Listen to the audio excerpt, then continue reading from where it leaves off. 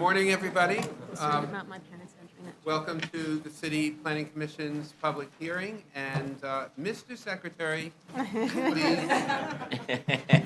begin. Good morning, Chair Weisbrod and members of the City Planning Commission. This is the City Planning Commission public hearing held in Spector Hall at 22 Reade Street, and today is Wednesday, May 7th, 2014. As a courtesy, during the proceedings, we ask that you please turn off all cell phones and beepers. All those wishing to speak should fill out a speaker's card at the desk outside of Spector Hall.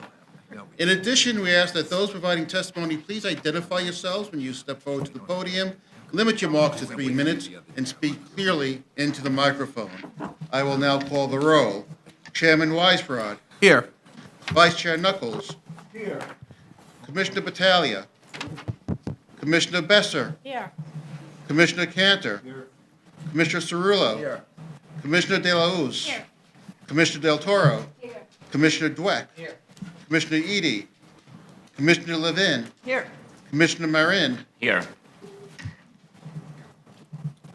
The first, a quorum is present. The first item is the approval of the minutes of the regular meeting of Wednesday, April 23rd, 2014. On the minutes, do I have a motion to approve? All in favor? Aye. On scheduling, on calendar number 1, we have a resolution for adoption, scheduling Wednesday, May 21st, 2014, for a public hearing to be held in Spector Hall at 22 Reade Street. On the resolution, do I have a motion, or do I will make a motion to approve? All in favor? Aye. Aye. The next part of the calendar is the report section on page 2. Borough of Manhattan, calendar numbers 2 through 6 in CD4. Calendar number 2, C140181, ZMM. Calendar number 3, N140182, ZRM. Calendar number 4, C140183, ZSM. Calendar number 5, C140185, HAM. Calendar number 6, N140184, ZCM. In the matter of applications for amendments of the zoning map and the zoning resolution for the grant of a special permit and certification for a UDAP designation, project approval, and disposition of city-owned property concerning the Clinton Urban Renewal Area, Site 7. For favorable reports on calendar numbers 2 through 6. Chairman Weisbrod. Yes, and just want to note and commend all those involved in this project. It was very creative. It took a very long time to accomplish, but I really do think this has really been an excellent project, and I'm very pleased to see this before us today and approved today. I vote aye. Vice Chairman Knuckles. Yes. Commissioner Battaglia. I, too, am very excited to see this 500-plus new units of housing, 40% of which will be affordable across various income levels, as was the wish of Community Board 4, 20% of the overall, which will be low income. It's very exciting. It's the beginning of the mayor's new housing plan, as announced the other day, and I'm very pleased to vote yes. Commissioner Besser. Yes. Commissioner Cantor. Commissioner Cerullo. Recused. Commissioner De La Hoz. Good morning. I just want to congratulate all the partners that are involved in the Site 7 project. This is a complex project. It's an innovative project, and I think it's a model for the level of public benefit that we're seeking for these kinds of projects moving forward, and I vote yes. Commissioner Del Toro. Yes. Commissioner Dweck. Yes. Commissioner Eady. Commissioner Levin. This project may be the beginning of the new housing plan, but in fact, it's been, I think, 12 years in the works. So let's hope that the mayor's new housing plan can figure out a way to make these crazy, complicated projects move more quickly. I realized that on Monday when I was questioning Commissioner Bean about permanent affordability, thinking mostly of financing and subsidy programs, I picked this as the wrong example. All of the affordable units in this project are permanently affordable. Community Board 4 has really been the homeland of inclusionary housing. I think something like 2,200 units of inclusionary housing have been built in Community Board 4, and this is kind of like the icing on the cake. So I'm very happy to vote yes. Commissioner Marin. Yes. Calendar numbers 7 and 8, Borough of Manhattan, CD 10. Number 7, C140233 HAM. Number 8, C140238 PQM. In the matter of applications for acquisition of property, UDAP designation, project approval and disposition of city-owned property located at 492 St. Nicholas Avenue. For favorable reports on calendar numbers 7 and 8, Chairman Weisbrod. Yes.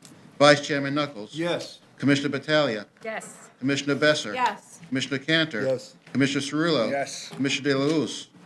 Yes, and I'm glad that this transaction will help preserve much-needed affordable housing in the community. Commissioner Del Toro. Yes. Commissioner Dweck. Yes. Commissioner Levin. Yes.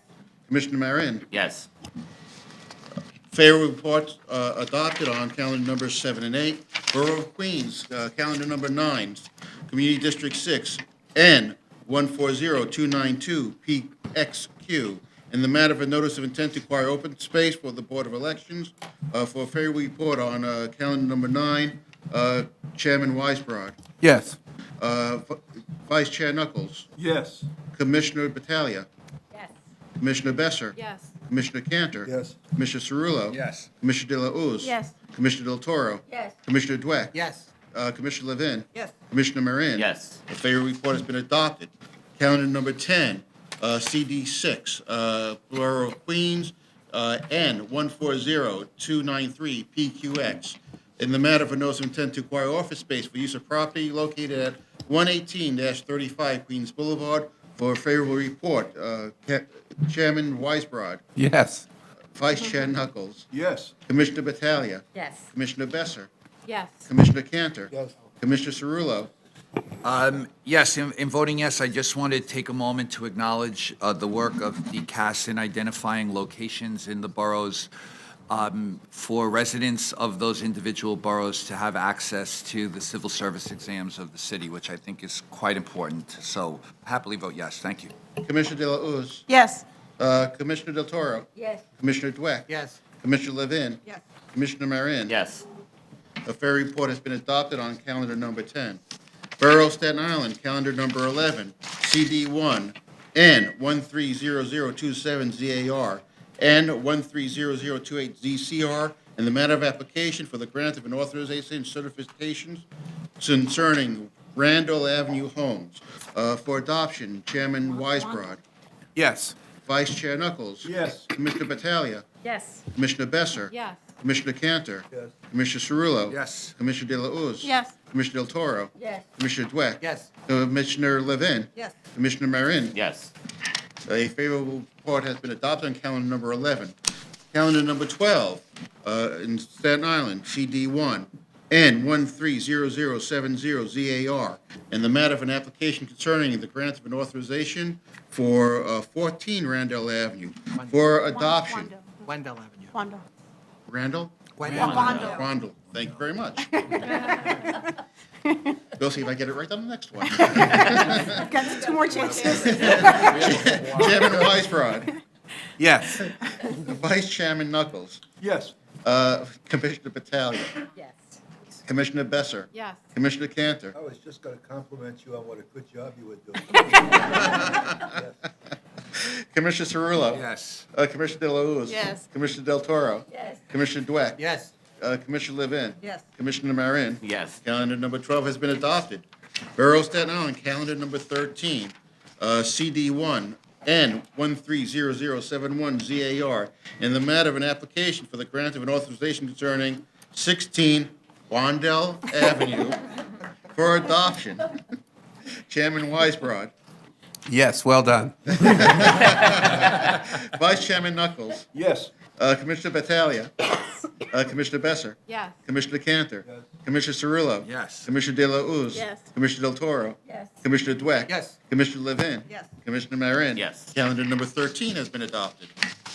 Borough of Staten Island, calendar number 14, CD1, N130072ZAR, in the matter of an application for the grant of an authorization concerning 10 Wandell Avenue. For adoption, Chairman Weisbrod, Yes. Vice Chairman Knuckles. Yes. Commissioner Battaglia. Yes. Commissioner Besser. Yes. Commissioner Cantor. Commissioner Cerullo. Yes. Commissioner De La Uz. Yes. Commissioner Del Toro. Yes. Commissioner Dweck. Yes. Commissioner Levin. Yes. Commissioner Marin. Yes. Calendar number 14 has been adopted. Calendar number 15 in the Borough of Staten Island, CD2, N140279 ZCR, in the matter of an application for the grant of a certification concerning Susan Wagner High School for adoption. Chairman Weisbrod, Yes. Vice Chairman Knuckles, Yes. Commissioner Battaglia, Yes, and thank you, Jim, for bringing me back to my roots in the pronunciation of my name. Commissioner Besser, This application proposes construction of a new three-story performing arts educational facility to provide additional classroom space for Susan Wagner High School students and is expected to accommodate student performances which would be open to the public. I'd like to thank our borough president, our former borough president, and deputy borough president, Ed Burke, as well as the School Construction Authority and the Staten Island Department of City Planning Office for their efforts. Yes. Commissioner Cantor, Yes. Commissioner Cerullo, Yes. Commissioner De La Uz, Yes. Commissioner Del Toro, Commissioner Dweck, Yes. Commissioner Levin, Yes. Commissioner Marin. Yes. Calendar number 15 has been adopted. Supplemental calendar number 1, CB8, N140350 ZCX, in the matter of an application for the grant of a certification that no authorization of special permit is required concerning Young Israel of Riverdale. For adoption, Chairman Weisbrod, Yes. Vice Chairman Knuckles, Yes. Commissioner Battaglia, She'll be back. Commissioner Besser, Yes. Commissioner Cantor, Yes. Commissioner Cerullo, Yes. Commissioner De La Uz, Yes. Commissioner Del Toro, Yes. Commissioner Dweck, Yes. Commissioner Levin, Yes. Commissioner Marin. Yes. Supplemental calendar number 1 has been adopted. The next part of the calendar is the public hearing section on page 10. First item, calendar number 16, in the Borough of Staten Island, Community District 1, N140341 PXR for public hearing is the matter of a notice of intent to acquire office space for use of property located at 135 Canal Street. Matthew Marangelo. Thank you.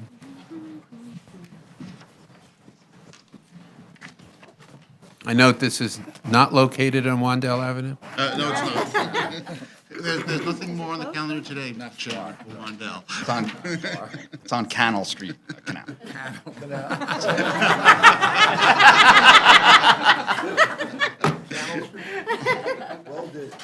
Well done. Okay. So I'm Matthew Morangello from Bureau of Exams and DCAS. We was here 2 weeks ago. We were talking about the Queens Testing Center and Application Center. Thank you for your kind comments. So we're here today to talk about the site at 135 Canal. And again, like a few weeks ago, it's the philosophy of DCAS to go out to the boroughs to have more flexibility for the public to take our tests on computer, to be able to go out and apply for exams and make things easier. So we're thrilled to be able to start branching out, and now Staten Island is our next spot to go to. This is great. Thank you very much. Any questions for Mr. Marangelo? Ms. Besser? Well, thank you. Okay. I would just like to see the board which shows the parking, the off-street, on-street parking of the facility. Is it the middle? The middle one. Is it the middle one, Ryan? The aerial? Okay. You want to, no, I think I think Jeff might be maybe- better. I think it's this one here. Yeah. I think maybe the next speaker will be able to do that. Thank Okay. you. Jeff Conrad. Anything else? Any other questions, Mr. Marangelo? No, thank you. Thank you very much, Mr. Thank you. Marangelo. The next speaker is Jeff Conrad. Mr. Conrad? The middle one. Hello, I'm also from DCAS, but I'm from the real estate area. Jeff Conrad, Assistant Commissioner. So, to answer your question, there are 2 parking lots in this building. Let me move it over a little bit, hold it up. There's going to be a parking lot over here, and there is a parking lot over here. And then there's a grade that goes up this way and back here, but with an entrance to the second floor there's another parking lot. We are getting several parking places for us, for some staff, but there's also going to be some public parking there. I'll be honest, there may not be enough on a busy day, but there is parking along the streets here. It's, so I don't know whether it's, okay, so there's, Okay, I was really looking for the on-street parking. I know that Oh, I there's see. an area that is close by that provides a significant amount of parking in the area, so I was just looking for the aerial view, and I think that may be it, and I can't okay, I see. see. Well,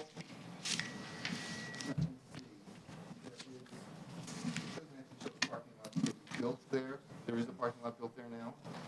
Or will be built there now. I think they started. But the on-street parking is all over. I can't say, I don't know whether it's detailed in the application. Yeah,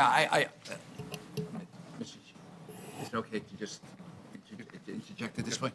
I think, Jeff, I'm going to say, if we're looking at the building itself, it would be to the west almost. There's some pretty significant on-street Yes. parking. I think that's what Commissioner Besser is referring to. It's sort of pull-in parking. It's not curb line parking. It's adjacent. Yeah. Yes, exactly. And it's very much nearby. Yes. So I I've driven think around that's- this area. I've seen the building myself. Yeah. A couple of times, and I don't think I drove down this section. Yeah, So, that's Yeah, actually if what I I, go past it, I mean, at least at this point, I do, my understanding is that on a really busy day, given whatever types of exam, this would be the case in any location that you would select in any borough, that depending on the exam itself Right. or the period of time that someone can apply, it would drive the numbers of people you almost couldn't figure out the numbers of people who could potentially show up. The police exam, the sanitation exam, fire exam, that would generate perhaps a greater population than another exam, and I think that's I think it is the understandable. police exam that is probably going to be the biggest. Sure. I mean, I know from my own experience, where I would make the applications available in my office, it changed dramatically based on the type of exam being given. And I realize you can probably, without a parking lot built specifically for this purpose, ever really accommodate this in a neighborhood. I think this is a really good location, given the proximity to not only the Staten Island Railroad, but also the bus service that is provided to this area. The long term, do you know when you were, and I don't remember from the materials, when it would be scheduled to open and We be should be able to functioning? sign a lease in the next month or two, Month or two? and it'll probably take a year to build it out. I mean, you to build it out. Next And- summer. Sure. I Early mean, next summer, possibly. Right, and which, I say this sort of in the big picture, and this would be the case in any community. The changes that we're going to see in this area in Community Board 1 over the years, based on some of the other projects that have been approved, is, bringing more people into the neighborhood is really important for the businesses that surround here, and I think we're going to see a dramatic change, and some of that will grow out of the fact that people from all over Staten Island, if not another borough who may choose to come to this location, will really get to help create a demand for new types of businesses in and around Community Board 1 and Tappan Park. So it's all very good, so I thank you. Mr. Knuckles. Thank you. Jeff, good morning. Good morning. So the intention is to roll these out, i.e. these examination locations throughout the 5 boroughs? Are you restricted to 1 per borough? I don't think the program will require any more than 1 per borough. I'm sure that once we get these up and operating, if there's a demand for it, to satisfy that demand, we will consider doing others. Yeah, this is a But question. yes, but I don't know whether the CTAC operations know that right now. But again, just like any operator of a service provider, if there's suddenly a demand for more, then you consider taking on more space. Well, to be parochial for a moment, you might want to consider Upper Manhattan. 4 community boards, but with a population of about 500,000 people, approximately the same size as We will take- Staten yes, Island. Whoa, watch it. And understand, I fully understand the Right. issue of demand, but you might want to consider that region. We'll take that back to our commissioner, All righty? okay? Thank you. Any other questions for Mr. Kondrat? Thank you. Okay.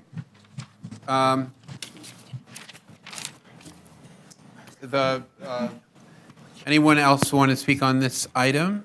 If not, the hearing is closed. Thank you.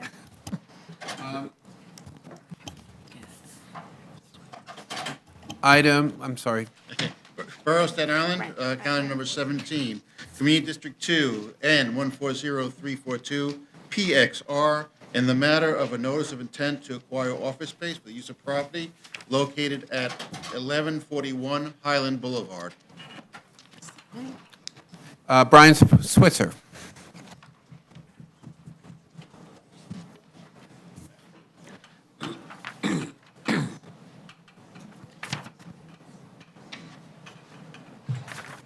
Good morning, Commissioners. My name is Brian Switzer, Deputy Director of Special Projects at the Tax and Limousine Commission, and I'm here to answer any questions you may have about our satellite office on Highland Boulevard. Any questions for Mr. Switzer? Mr. Switzer? You got a pen. Thank you. Thank you very much. And the ubiquitous Jeff Kondrat.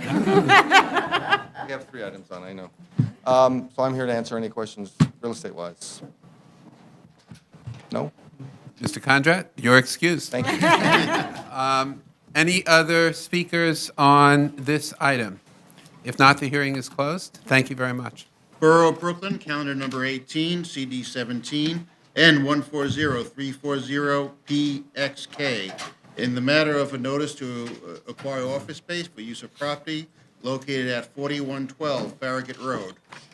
Mr. Secretary, I would ask that this item be delayed for a bit because I know that people are still signing up for it, and I would ask that you move to items number 19 and 20 on the calendar. Borough of the Bronx, calendar numbers 19 and 20, Community Districts 10 and 12. Calendar number 19 is C140251 MMX. Calendar number 20 is C140252 PQX.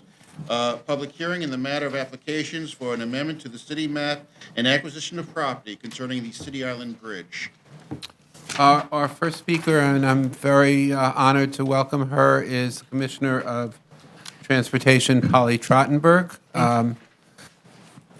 We've been blessed by having 2 commissioners in 2 days, which is maybe a record. It's important business here. Commissioner Trottenberg is going to present this item, and All right, so I we'll will- just- I We'll will- just get our renderings up here. Whoops. I welcome you, Commissioner, and the heroine of City Island. Thank you, Mr. Chairman.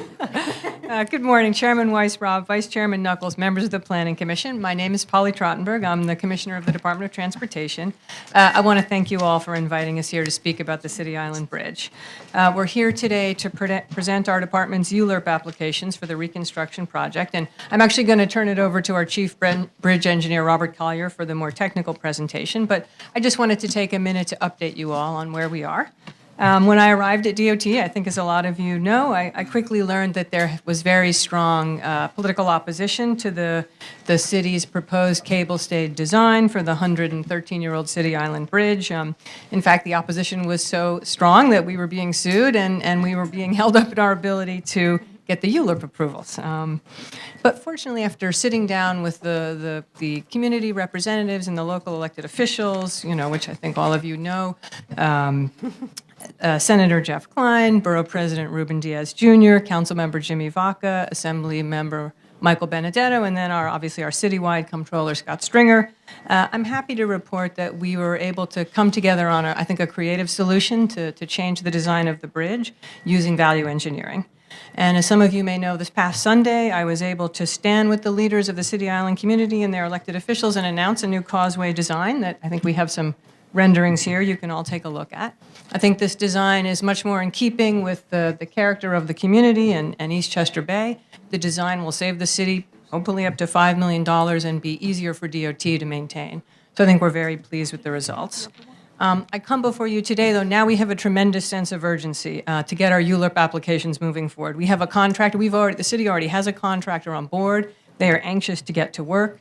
The current bridge is in poor condition, it's deteriorating, and we really want to get a temporary bridge installed before the winter weather comes. So I'm here today to respectfully ask that you all vote affirmatively on our ULURP application. And right now, I'm going to turn it over to our Chief Bridge Engineer, Robert Collier, and then I think both of us would be happy to take any of your questions. So call up Bob. Come on up, Bob. Oh, wait, Or do you need to call him up? Sorry, did I jump the gun? Yeah. We may have some questions for Yeah. you, Oh, but okay. I just want to say at the outset, thank you very much for coming, and thank you for your extraordinary work on this. And just to say to my fellow commissioners, I'm very mindful of the time pressures that you're under, and obviously we have to do our due diligence here, but to the extent that we can be helpful, we will be. So, Yeah. Thank you, Mr. Chairman. Commissioner Knuckles. No, just an observation. I want to welcome you, Commissioner Thank you. Trottenberg, and salute you for your nimble response to the concerns, very legitimate concerns on the part of City Island residents. A very distinct place, as I'm sure you appreciate, and a place of important commerce and economic development for the Bronx and the city. And the roadway to this island is critical. But I do, I for one, appreciate your response and willingness to work with the community and ultimately respond to their concerns. Thank you, Commissioner Knuckles. And I just obviously want to say I have a lot of my team here, and I don't just say it was my nimbleness. We had a lot of folks at DOT who worked very, very hard to make this happen, and folks at the state level and the federal level. So there are a lot of people to thank in terms of kind of turning this around so quickly.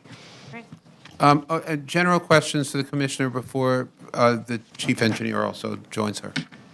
Okay, you want to bring? Okay, yes. Mr. Collier, who is our Chief Bridge Engineer, will come up and walk you through the specifics of our ULURP application. Good morning, Chairman, Vice Chairman, and Commissioners. I'm Robert Collier, Chief Bridge Officer for the City Department of Transportation. We're here to present two ULURP applications. The first is for the transfer of parkland. It's a mapping action.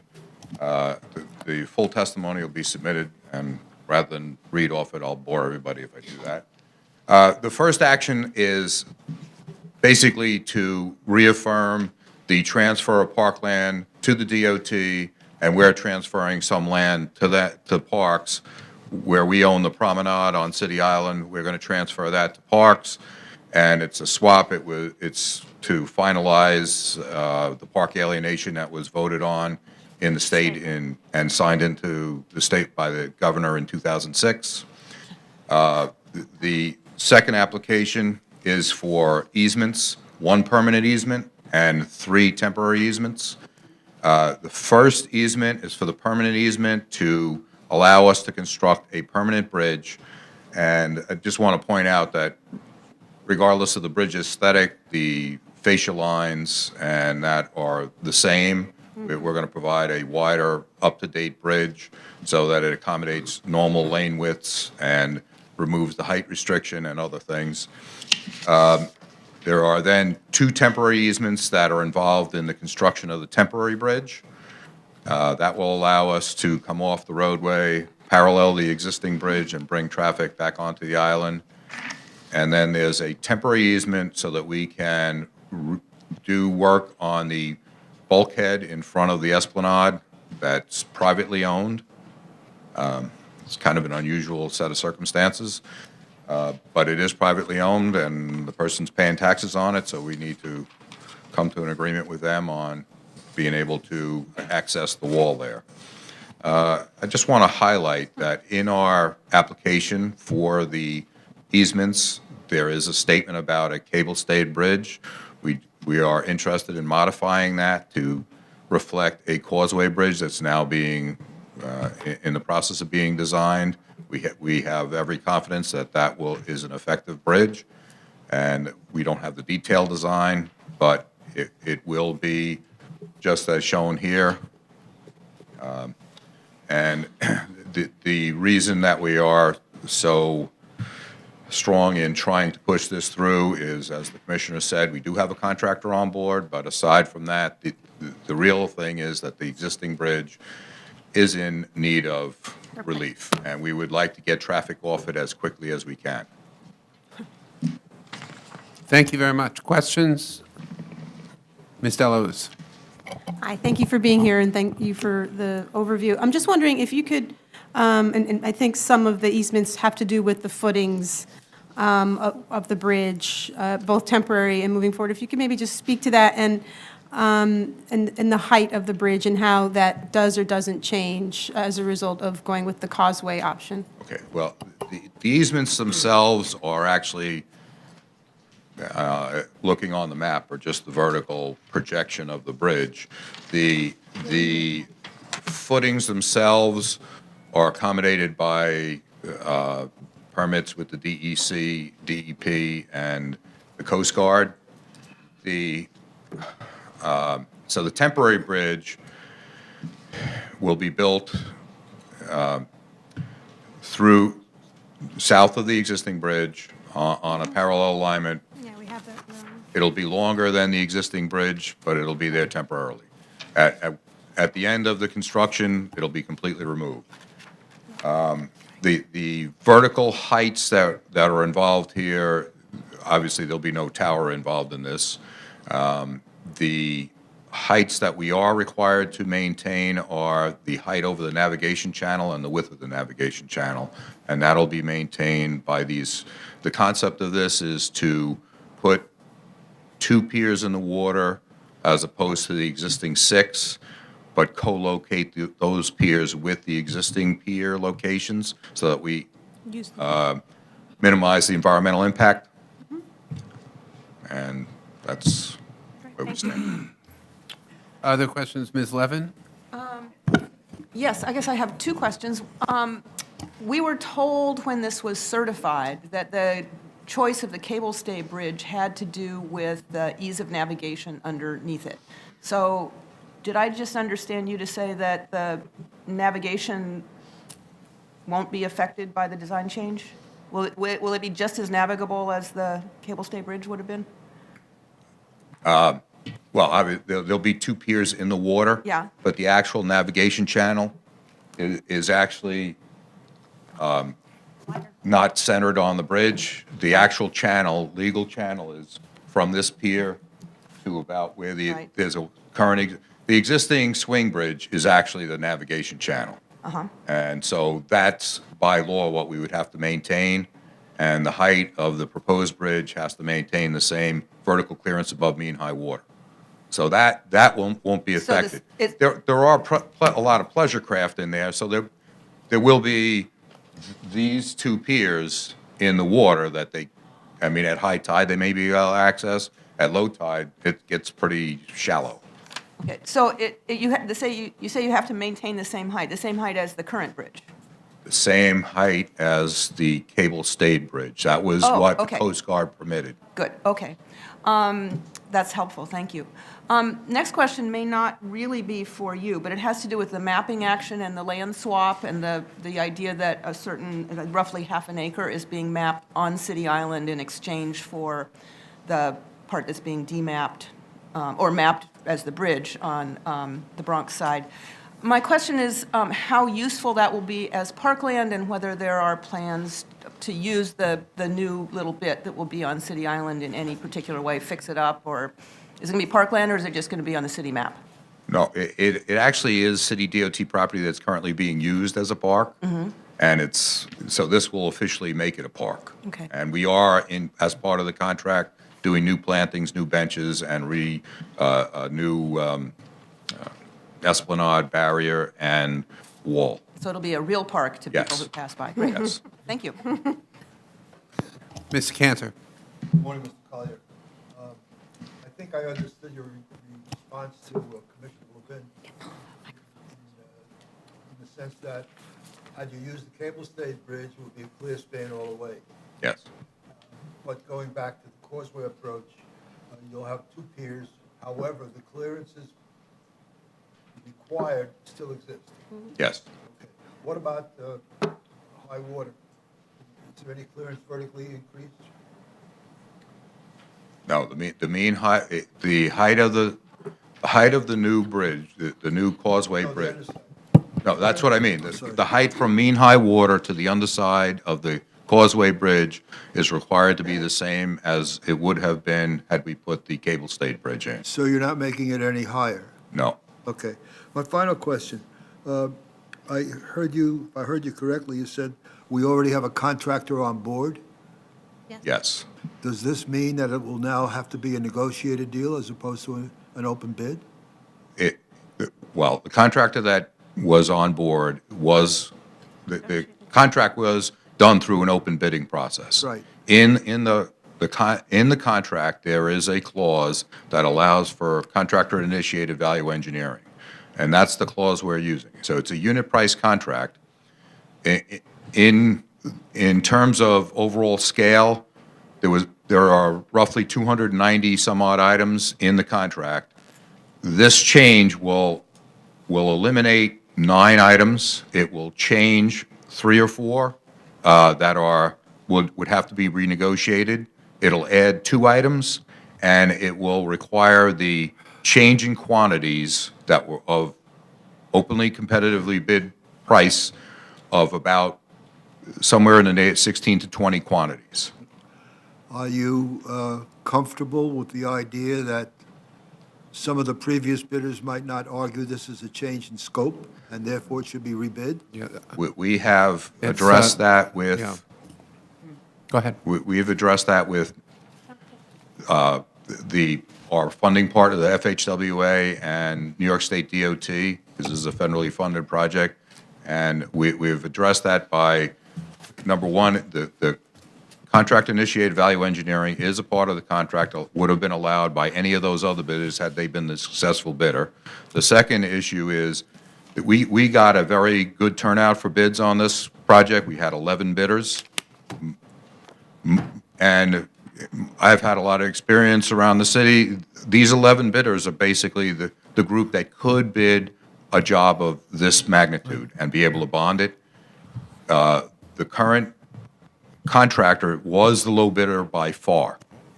So I would I just think like, it'd be yeah, I would just like to say this is, the contract itself is not a matter that's before us. It's a matter before us is the various easements. I was only So- concerned in terms of the timing issue. Any other questions for Mr. Collier? Mr. Dweck? Just a follow-up on the parkland. So I noted that you're going to be building out the park and transferring it to Department of Parks. Who's going to be responsible for the maintenance of the park going forward? Well, once it becomes the park, But it's- it's their obligation. it'll become their obligation, yes.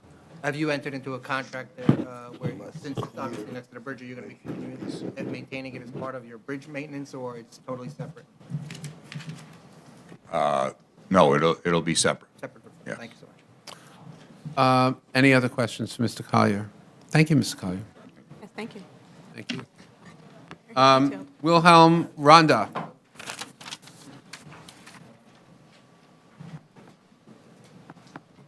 Everybody. Good morning. Thank you. My name is Wilhelm Ronda. I'm representing Bronx Borough President Ruben Diaz Jr. Good morning, members of the City Planning Commission. I'm representing Bronx Borough President Ruben Diaz Jr. concerning the City Island Bridge ULURP applications. As you already know, Community Boards 10 and 12 in my office and the Bronx Borough Board all had recommended denial of the 2 ULURP applications before you. I am here this morning to advise that I am now fully supportive of these applications. This change in my position is due to the Department of Transportation's modification of their proposed design for the City Island Bridge. I want to take this opportunity to thank the newly appointed Commissioner of the New York City Department of Transportation, Polly Trottenberg, for working closely with my office, other elected officials, the 2 community boards, and residents of City Island to achieve a modified design for a new City Island Bridge. Commissioner Trottenberg's commitment and sensitivity to the community's vision for the bridge at this late date in the development process are nothing short of remarkable. The modified design underwent an extensive contractor-initiated value engineering process that will achieve all standard requirements while also recognizing the low-profile character of City Island development. The Planning Commission itself acknowledged the island's unique character when it adopted the City Island Special District. I urge you to endorse these applications to facilitate the construction of this urgently needed replacement bridge. Thank you for considering my comments. Thank you very much. Thank you, Mr. Ronda. Any questions for Mr. Ronda? Thank you. Barbara Dolensek, am I pronouncing that correctly? Dolensek, welcome. My name is Barbara Dolensek, and I'm a vice president of the City Island Civic Association and a resident of City Island. The last time I spoke at a public hearing was a few short months ago in an effort to convince Community Board 10 to reject the ULURP applications filed by the DOT in connection with the City Island Bridge. This time, I'm delighted to make a very different sort of statement, which is to support the applications so that the bridge construction can move forward. With the invaluable help of our elected officials and the combined efforts of the City Island Civic Association and the Chamber of Commerce, we have at long last reached a collaborative working relationship with DOT, thanks to Mayor de Blasio and to the DOT Commissioner, Polly Trottenberg, who has worked tirelessly with her team to achieve in a few weeks what we have been fighting for over the past 12 years. We are grateful to Community Boards 10 and 12 for supporting us in refusing to approve the applications, and to the Borough President, whose office made it possible for this process to take place, which enabled us to outlast the previous city administration. We now respectfully request that the negative votes of the Community Board and the Borough President be set aside, and that the Department of City Planning approve the ULURP applications submitted by DOT. Thank you, Ms. Dolensek. Questions? I also have a letter from the Civic Association, which I'd like to enter into evidence. I don't want to read it. Thank you very much. Okay. Any questions? That's it? Thanks. That's it? You're pretty clear. Jane Protzman.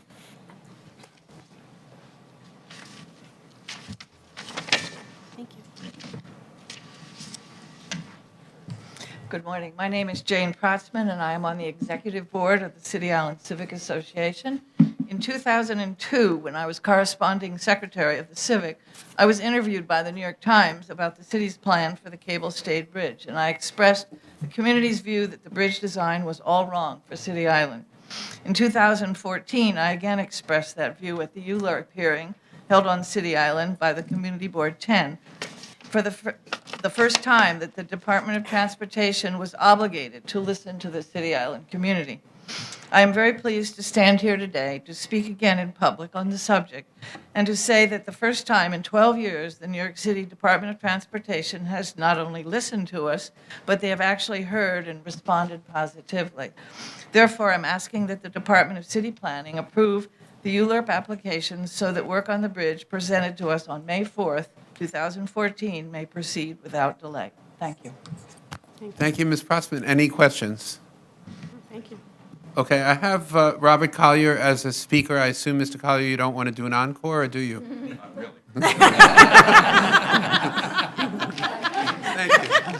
Thank you. Stacy Gardner.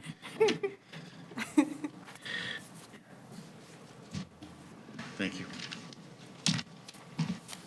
Hi, my name is Stacy Gardner. I am a representative for Councilmember James Vaca. I'll keep this short and sweet. I think everyone's said it all. He, too, the council member, had been in opposition to the passage of this ULURP application that's being discussed today in the past.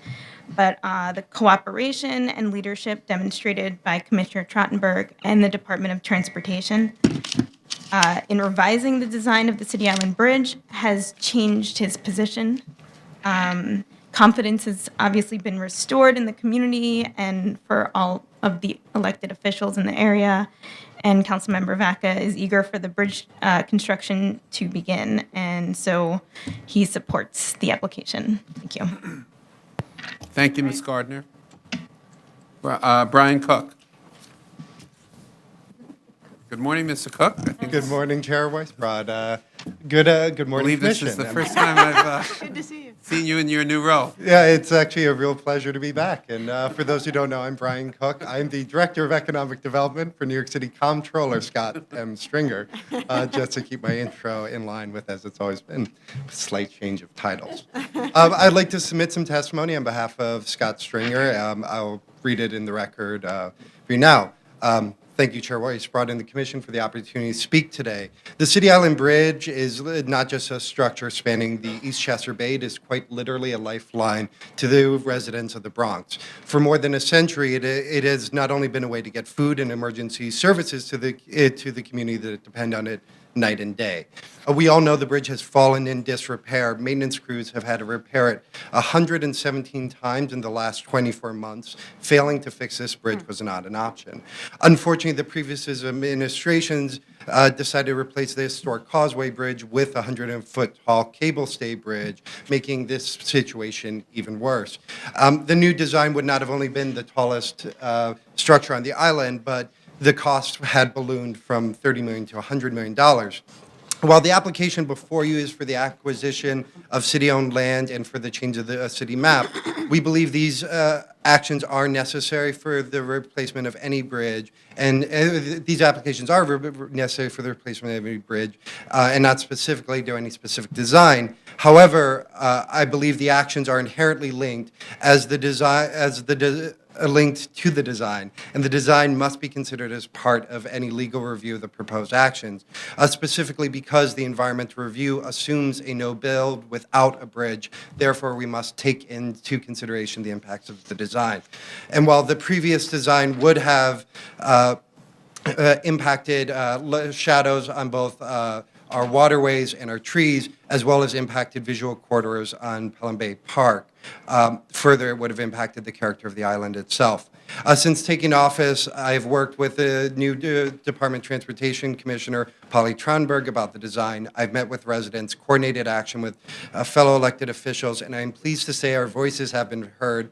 Mayor de Blasio has proposed a more contextual causeway design, which is better for the community. It minimizes impacts, blends in with the surrounding structures, and protects our visual corridors.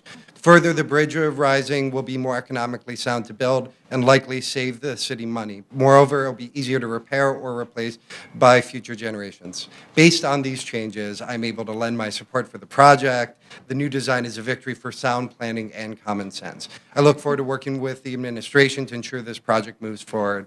Thank you for the opportunity to testify today. Thank you, Mr. Cook. I just want to say that based on changing it to a causeway, I think all the negative feelings are just water under the bridge. You know, I would echo that sentiment. Thank you. Mr. Dweck. Michael Blaustein.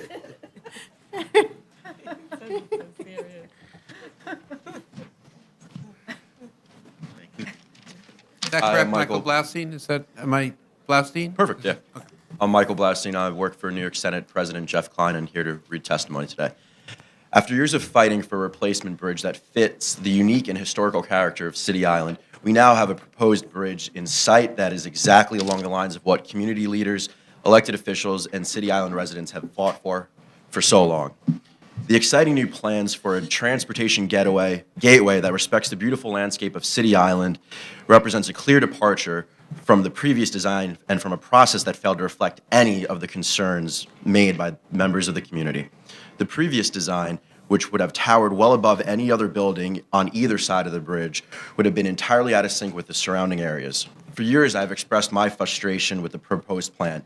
This frustration culminated in a lawsuit I helped file with the City Island Civic Association last November against the Department of Transportation in order to halt the construction of the bridge's controversial replacement. I was outraged that the city was moving full speed ahead despite the serious concerns raised by community members, island residents, and business owners who were never formally invited to be part of the process. Soon after assuming office, Mayor de Blasio and Commissioner Trottenberg recognized that our concerns needed to be addressed.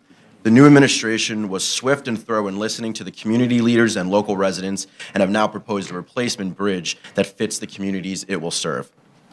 With the newly proposed design, it is clear that the city and our commissioner heard and respected our wishes. The new bridge will deliver the necessary improvements of a 21st century bridge while maintaining the clean, and simple appearance of our current bridge, which has served the community for over 112 years. Additionally, thoughtful attention has been paid to minimizing the bridge's impact on water access and the views of the surrounding landscape. Thank you to Mayor de Blasio, Commissioner Trottenberg, DOT, my fellow elected officials, the City Island Civic Association, City Island Chamber of Commerce, and local residents for coming together and starting this new chapter for City Island. Thank you. Thank you, Mr. Blasty. John Morano.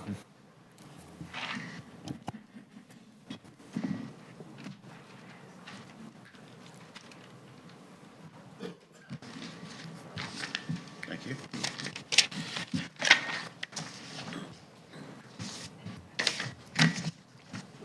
First, I'll start off. Good morning, Commissioner Weisbrod, and also Bronx Commissioner Orlando Marin and other commissioners this morning. Good morning to our new Commissioner of DOT, Mrs. Trottenberg. I would like to take this opportunity to thank Mayor de Blasio for their proactive stance on reviewing the City Island Bridge project. The commissioner visited with the residents of City Island, the community board, and the electeds on several occasions and worked with us all on the re-evaluation of the City Island Bridge project, creating a design that is reflective of the City Island community's wishes. The process that brought us to today's meeting was a difficult one. However, we were able to come together and agree upon a causeway bridge type. This is what the City Island community wanted, and thanks to the joint efforts of the community, the DOT, and its electeds, we have a bridge that reflects the community's needs. I would like to say a word about I would like to say a word about bridge projects in general. We at the Community Board believe that all capital expense projects should come before the Community Board and that this body should be a central repository of this information, with the responsibility of sharing it throughout the neighborhood. We believe that there is a precedent for this and in the annual budget consultation process. We further believe that the City Island Bridge project came to a happy conclusion because of the cooperative nature of all the parties involved. It is hoped it could be replicated across the city for all agencies and the communities. In closing, Bronx Community Board 10 is gratified to note that the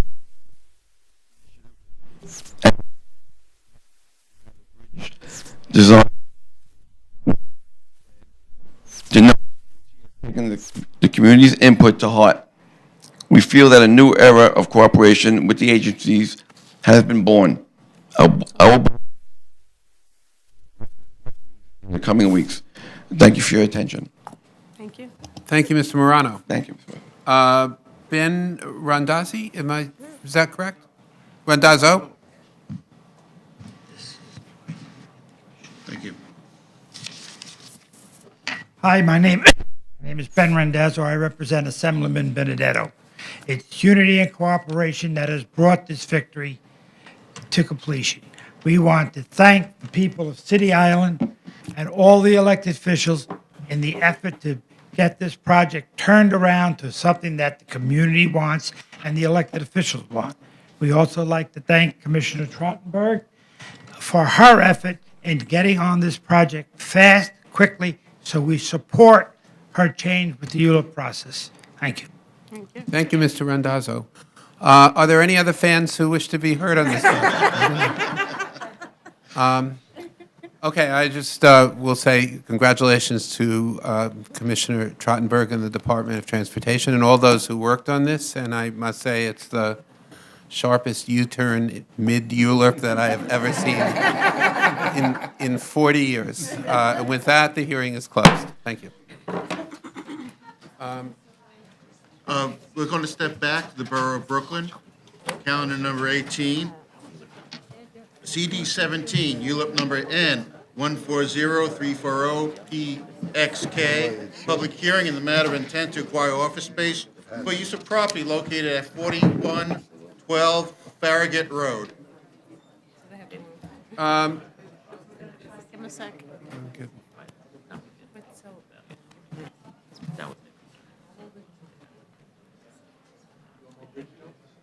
bridge. That was a good one. Yeah, the department, that was a good one, that was a good one there. Been saving that. I know. But, Worked on that one for a while. Since certification. The department could, Okay, is it Gailford Barrett or Barnett? Barnett? Gail Reade Barnett. Okay. Thank you. We'll invite the City Island folks back.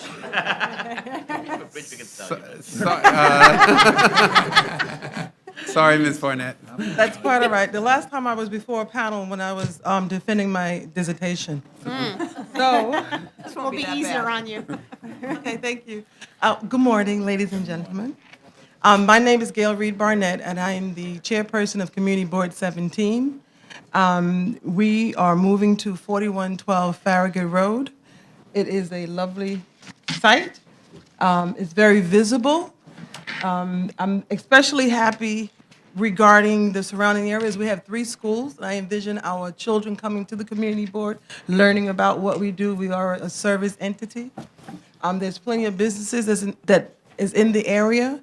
Pathmark, we haven't spoken to Pathmark yet, but I'm quite sure they will lend us some parking space when we have our community committee meetings. There's a park that's being renovated, Paragate Park is being renovated. And I know we're going to get a lot of people coming from the park as well as Pathmark coming to the to our center.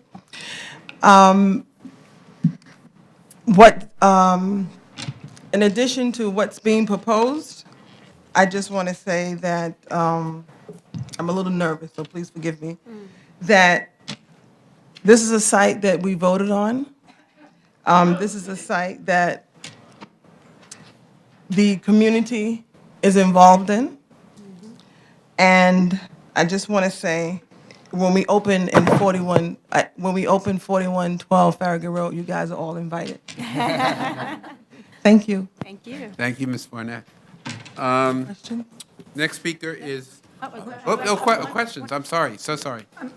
I think on our briefing sheet, it doesn't indicate, can you tell us what the community board vote was on this? Have the yeses and those in favor and those opposed? We didn't have the Did yes. you take a formal vote? Yes, we did a formal vote. Do you remember what the count was? We had,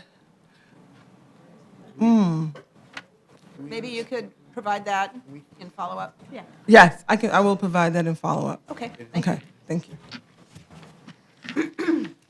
I'm sorry, any other questions for Ms. Barnett? Thank you. Barrington Barrett.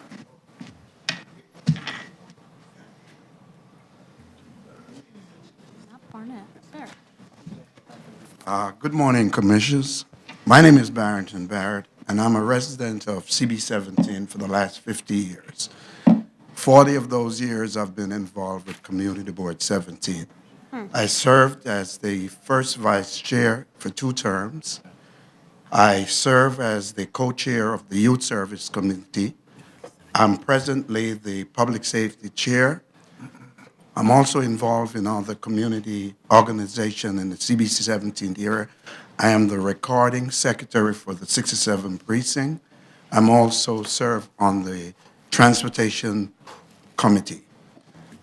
I am one of the board members who went around the community and looked at several sites which were submitted to the commissioner's office. And during those sites, for some reason, the others was not suitable, but the one in 4112 is suitable, and I'm in support of that. My reason for that is that every first Thursday of every month in August, we have over 5,000 kids in the park, which is Farragut Park, which we entertain along with the 67 precinct. In addition to that, the Parks Committee has a function which we have a Christmas tree lighting, which is directly across from this new site. We also have, in addition to that, there's 3 churches which surrounding the area. We also have 3 schools.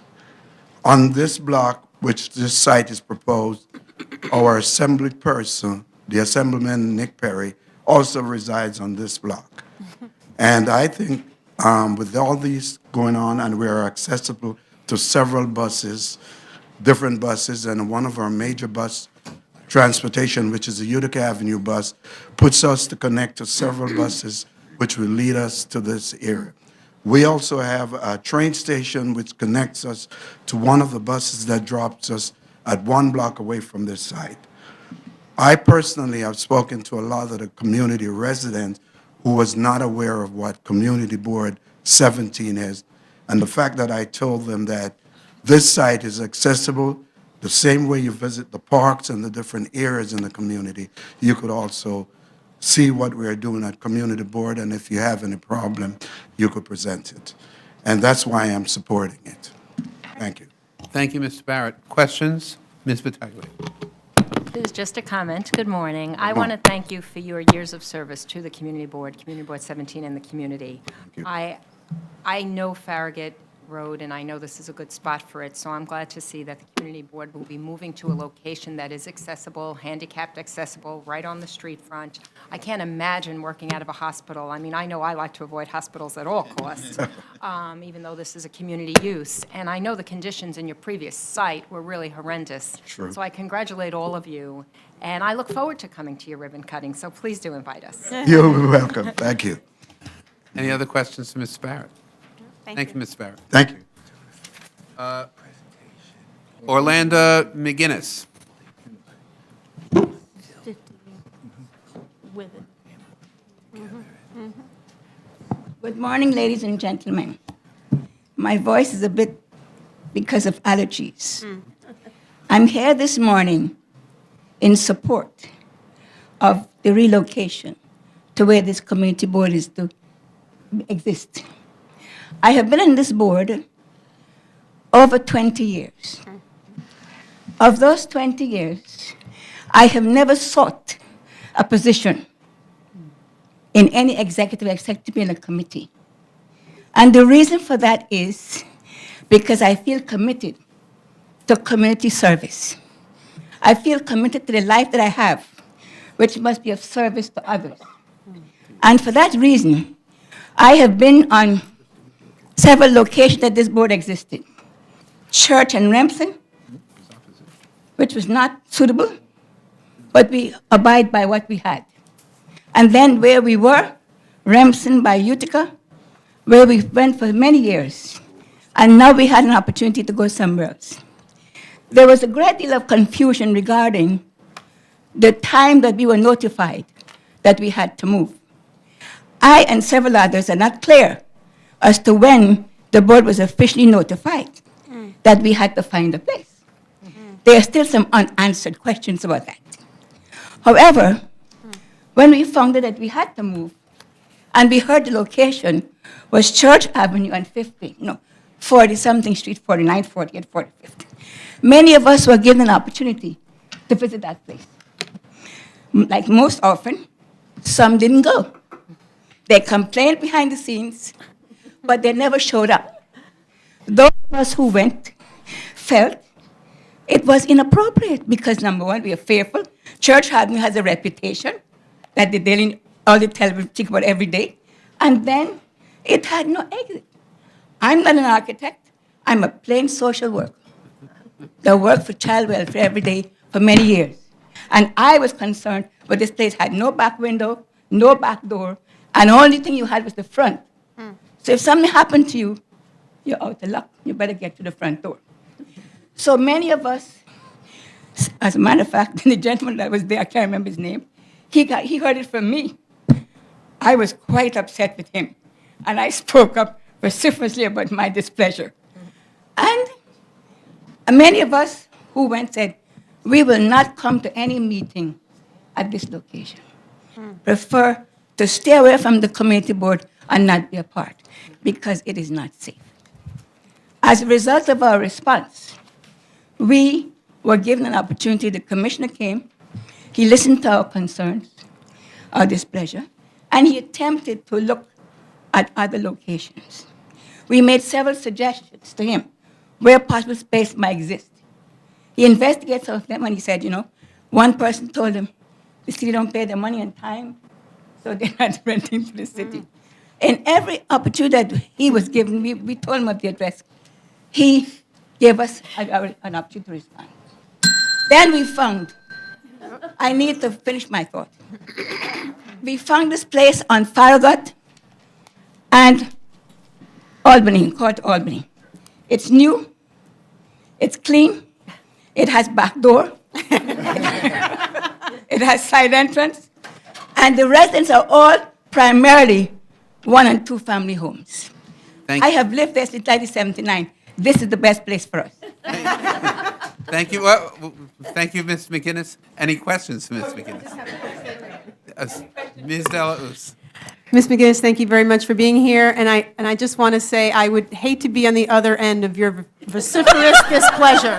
Absolutely hate to be on the other end of that. I'm glad you're happy with this. I can be sweet at times. Thank you, Ms. McGinnis. Lloyd Miles. Mills, I'm sorry.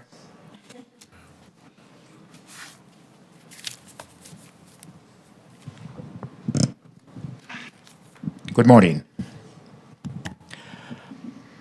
My name is Lloyd Mills, member of Community Board 17 and a former chair of Community Board 17.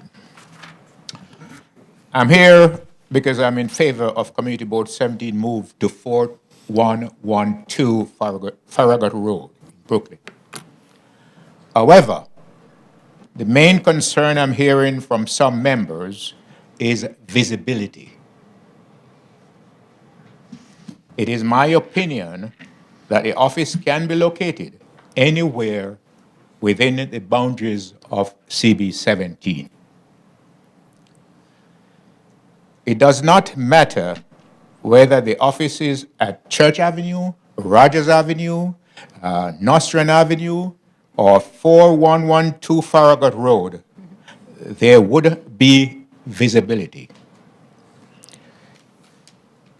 If we are talking about traffic density, that is a different story. Bear in mind that most of our residents visit the office to make complaints or to see a member of the staff. Again, it does not matter where the office is located, there will be visibility and residents will continue to make their complaints. I thank you for your time. Thank you, Mr. Mills. Any questions? Thank you. Bernice Diaz.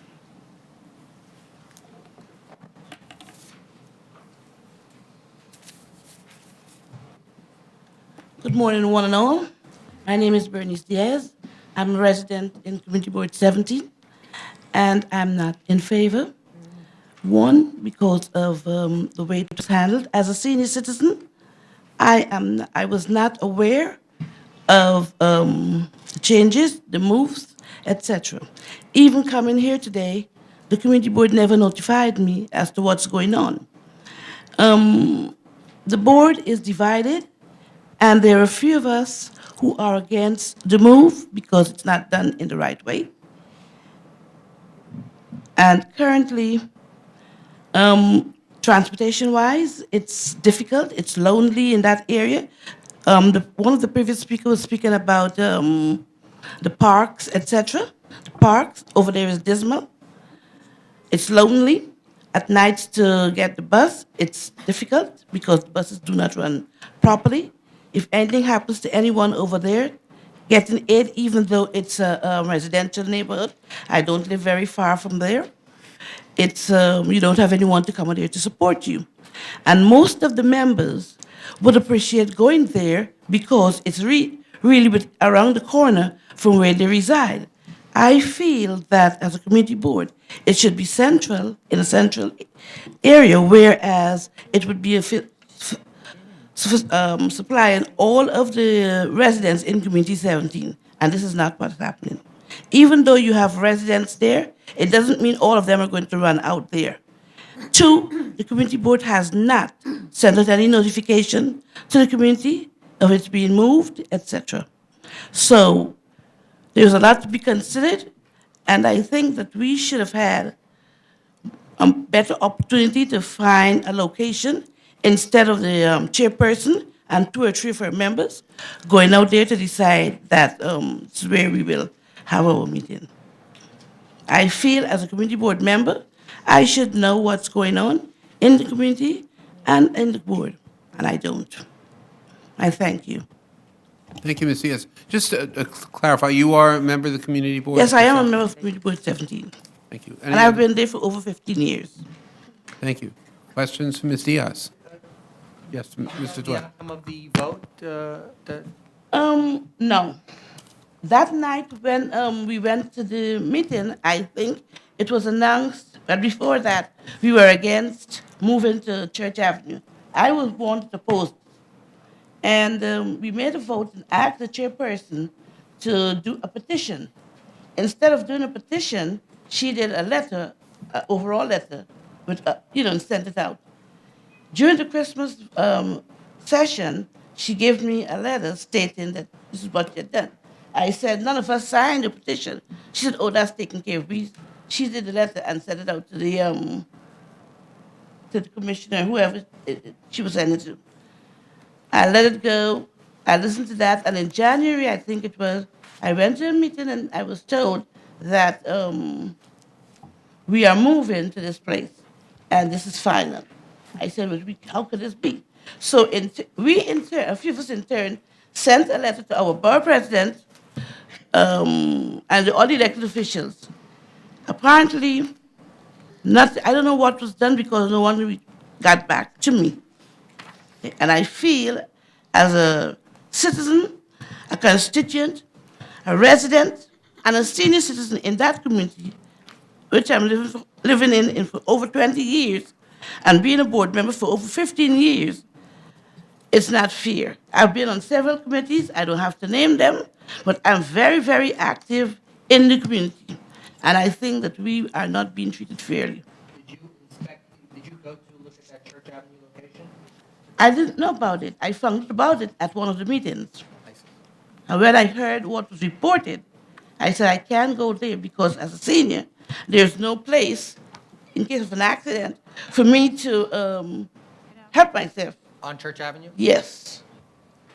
Because I was, I don't want to go into that, but that's personal. But, it's my feelings, and there are a few others who have the same feelings as I do. But, as I said, we are not properly notified. Via email, not everybody knows about it.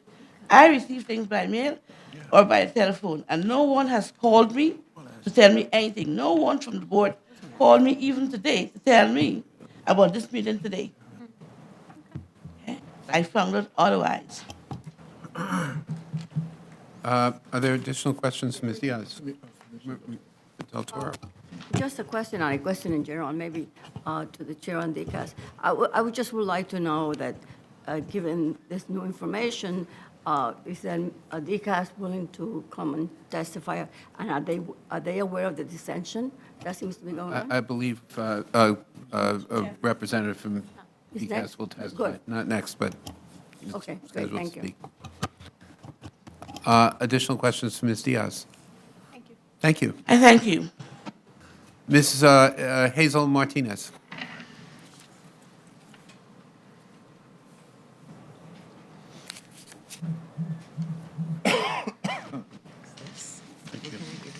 Just pause. Thank you. Good morning. I'm Hazel Martinez, and I'm a community board member as well. The proposed space for the relocation of Community Board 17 poses several problems for the residents of the board that the board is mandated to serve. The environs are neither safe nor suitable for either staff or residents. In addition, it will create financial hardship due to the multiple transportation fares required to reach the office. At the December meeting, at the December 2000 General Board meeting, the board was informed of the need to relocate from 39 Remsen Avenue. A site on Church Avenue was rejected due to the lack of a second means of egress. During that meetings, members were informed that a group had volunteered to search the community for a more suitable space and would bring that information back to the full board. Additionally, it was announced that a petition would be created and sent to DGAS regarding the matter. During the January meeting, there was no mention of the move and questions went unanswered. In February, the board was informed that a new site had been selected and was to be located at 4112 Farragut Road. This site was selected based on a brief visit by a few selected executive board members, some of whom own cars and others that live in very close proximity to the location. There was no vote on the issue by the full board, as the members were led to believe would take place when an alternate location was found and proposed. Instead, the members and the community residents at the meeting were informed by the chairperson that she signed off on the move because it was an emergency. In fact, the chairperson seemed reluctant to entertain any questions regarding this selection process. Only at that subsequent meeting was it revealed that another more centrally located space had been offered. DCAS representatives never visited it, and the location was then totally discounted by DCAS Representative Robert Siegel. In fact, Mr. Siegel states that the city charter gives DCAS sole responsibility for relocating the community board, and that statement was reiterated on several occasions by the chairperson of the board. To my knowledge, no such language actually appears in the DCAS section of the city charter. During the summer months, July and August, the board is on recess. Therefore, beginning September to June, the office operates on a full-time schedule with 14 committees, all meeting once a month. These meetings are attended by residents of the districts and commence at 7 p.m. during the winter months. And the 39 Remsen office was on one end of the district, and now we are proposing a move to another extreme end, which is even more difficult to access via public transportation. The majority of the residents attending these meetings utilize public transportation, which is not as accessible or as easily accommodating as presented in the proposal. The number 2 and 5 train stops at the Flatbush Junction, which is at the far end of the district, at least 10 blocks away, and usually requires a number 6 bus ride to the location. The number 6 bus is the closest means of transportation to the site. In order for most residents to get to the number 6 bus, it requires them using the B8 3 long blocks away in the winter months. If one resides in the other section of the district, 1 or more buses will be needed to reach the number 6 bus line that runs only on Glenwood Road, which is the closest road to the location. Since many of the district residents that attend meetings are seniors who do not drive, this becomes an undue burden. Also, how safe will they be on the lonely, desolate streets surrounding 4112 Farragut Road site? Okay. Thank you. You can submit that, but we may have some questions. So, Ms. Delauz. Ms. Martinez, thank you for your thorough review in your testimony. I'm just wondering, do you happen to know, you mentioned that there was another more centrally located office that was rejected. What was the address of that office? It was on Schenectady Avenue. One of the local churches had a building. It's near Linden Boulevard. Okay. That was one of the suggestions. Okay, great. Thank you very much. Ms. Martinez, just so I'm clear, it strikes me there are 3 concerns. One, do you have a concern or question about the need to move from the current location, or is it? No. No, you don't object to that? No. It's the 2 concerns you have are, one, about the process by which this was undertaken and the final location that was selected. Yes. Okay, thank you. Thank you.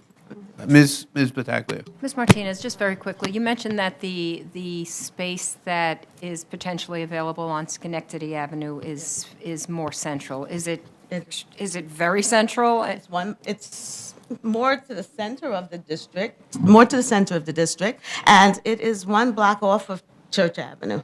And closer to public transportation? What makes it You would ride better? the B35 bus, And how about subway? Subway. Well, or the 46, and the subway is it Nostrand or Close. I mean, it's not right on top of it, but it certainly would be more. Our district is very spread out. People in the 90s all the way over to that end, which is closer to Brooklyn College, let's say. So the last board office was on that end, and now it's on that end. There's nothing in the center. Thank you so much. Yeah. Thank you. Brichelle Marcus.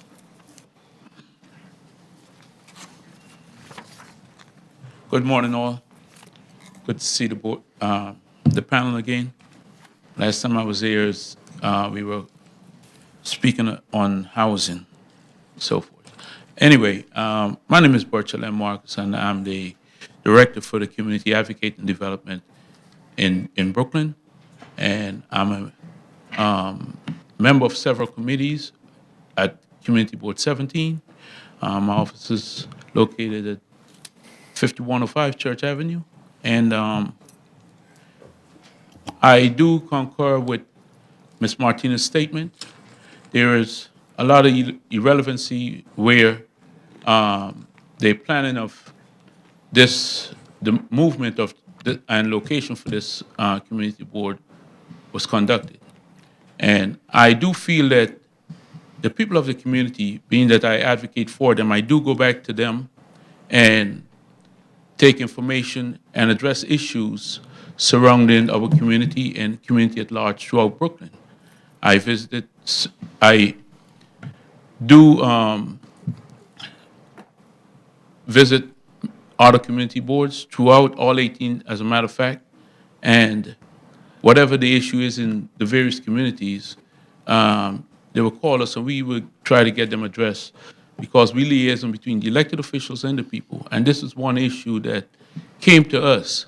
And I went out and did my investigation with the community. There were no petitions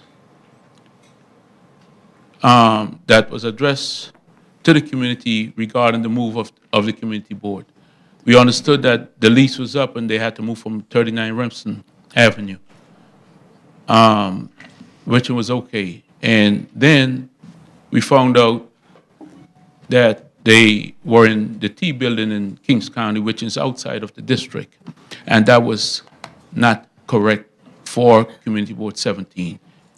And I would advocate for them to be moved from Community Board 9 district back into Community Board 17.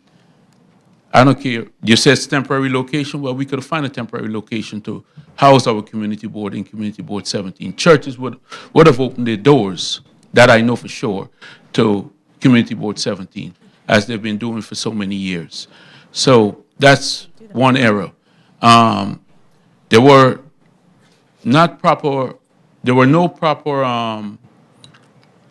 information given to the community at large. And it's total disrespect to the community. There were no letters sent out to the community. There were no flyers, no nothing for the members, for the people of the community to come to the community board to discuss this. There were no forum, no panel of any sort.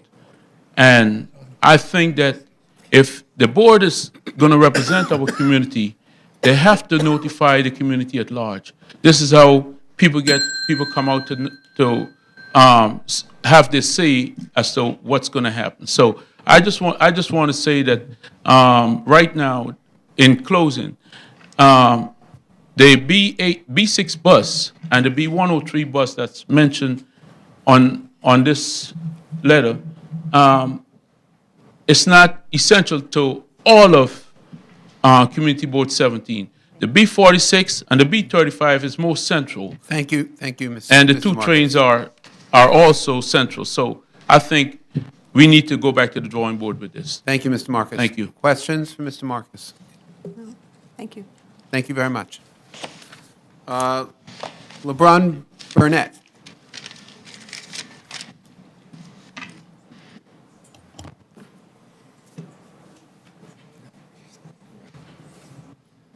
No.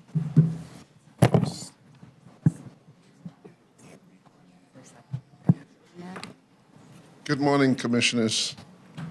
Good morning, everyone. My name is LeBron Burnett. I've served the community for the past about 14 years on two boards. Community Board 9, where I served at on the Social Services Committee, and now I serve on the Community Board 17 as the chair of the Transportation Committee. I've lived in the Brooklyn area for 42 years. I traversed the borough of Brooklyn quite extensively. I think the Department of Transportation knows me very well with the recommendations I make to them frequently enough about what goes on in my district as far as getting about the community of which I live in. I live in Community Board 17. I want to make it known that I was one who submitted 5 different addresses to this search that went through. The location that we're talking about was one of those that I submitted. At about 10 o'clock that evening, when I discovered it, I submitted it to the chairwoman, and it was called in the next morning directly to DCAS, I believe. On the proposition of this location, it's a new location. It's deserved. My experience in transportation tells me about the facilities of parking in the area when it comes to the time that we meet in the afternoon. During the daytime, there may be more traffic in the area where you have the schools in the area. You have the Avenue D Business District, which is just north of the location of this office. And about the locations that were previously mentioned, one that I did not submit, that was submitted the day after this particular location was rendered, that Ms. Diaz referred to, or Ms. Martinez referred to, is a location that for you to get access to the location, you have 5 steps from the sidewalk. And then the property 5 steps to the balcony, which makes it inaccessible and very difficult for wheelchair accessible. In the proposition, it was suggested also that the offices would be placed or situated on the 2nd floor of this structure, which again is another reason why it would be more so difficult for wheelchair accessibility. The location, when it comes to traffic, there's a church directly across the street that continuously have double parking on most evenings when they're holding their events. And being in my capacity as chair of the Transportation Committee, I've made my observations about the area and noticed what's suitable, what's not suitable. And transportation is only one factor. The second factor to the location that she referred to actually is the accommodations for handicap purposes and so forth. Thank you. But I'm Thank you, here Mr. today Burnett. in support of the 4112 location of Farragut Road, where our community board could be relocated in its best capacity. Thank you, Mr. Burnett. Thank you. Questions, Mr. Burnett? That's very Thank you very much. Thank you. Jeff Conrad. Here we go. Hey, Jeff. Jeff Conrad from the real estate arm of DCAS. Hello. I hope so. I'm here to address any of your probably numerous questions. Where do we Where start? should we begin? All right, well, we'll start with Ms. Delausse. We'll work our way around the table here, so go ahead. Fine. Ms. Delausse. Thank you very much for being here again to testify on this item. I'm just wondering if you could outline all the locations that DCAS considered to be suitable for the relocation. And if you could maybe just give a little bit of background about how quickly they have to leave their current location, because I think that's obvious, that seems to be a factor that would be helpful to know more about. Just to address that question first only because it's a quick one. Sure. I don't think the Health and Hospitals Corporation is going to kick the community board out anytime soon. Okay. And we have a good relationship with them. Although it is not in their district, they remove there only on an emergency basis.